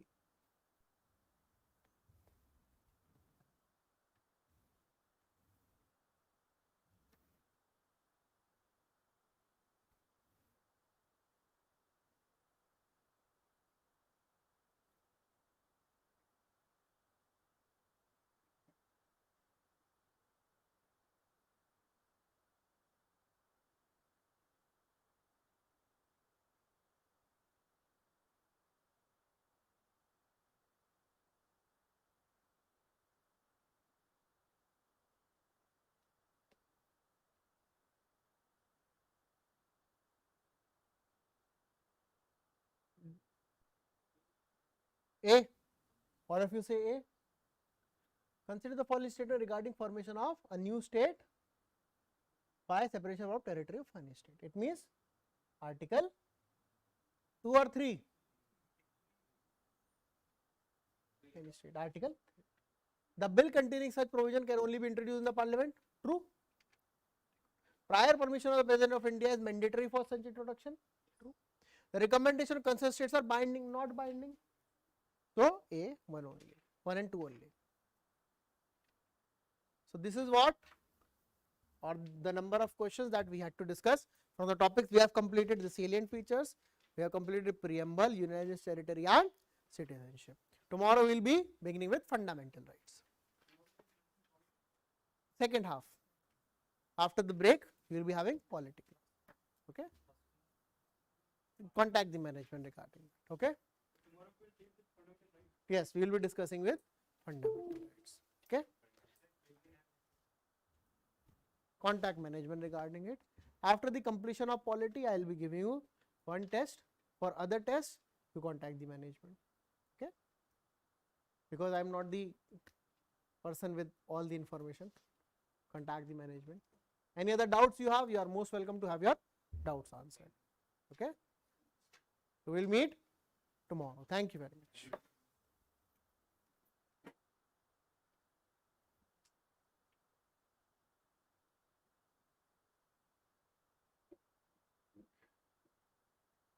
I will be here only. Those who have doubts, they can ask your doubts. Okay.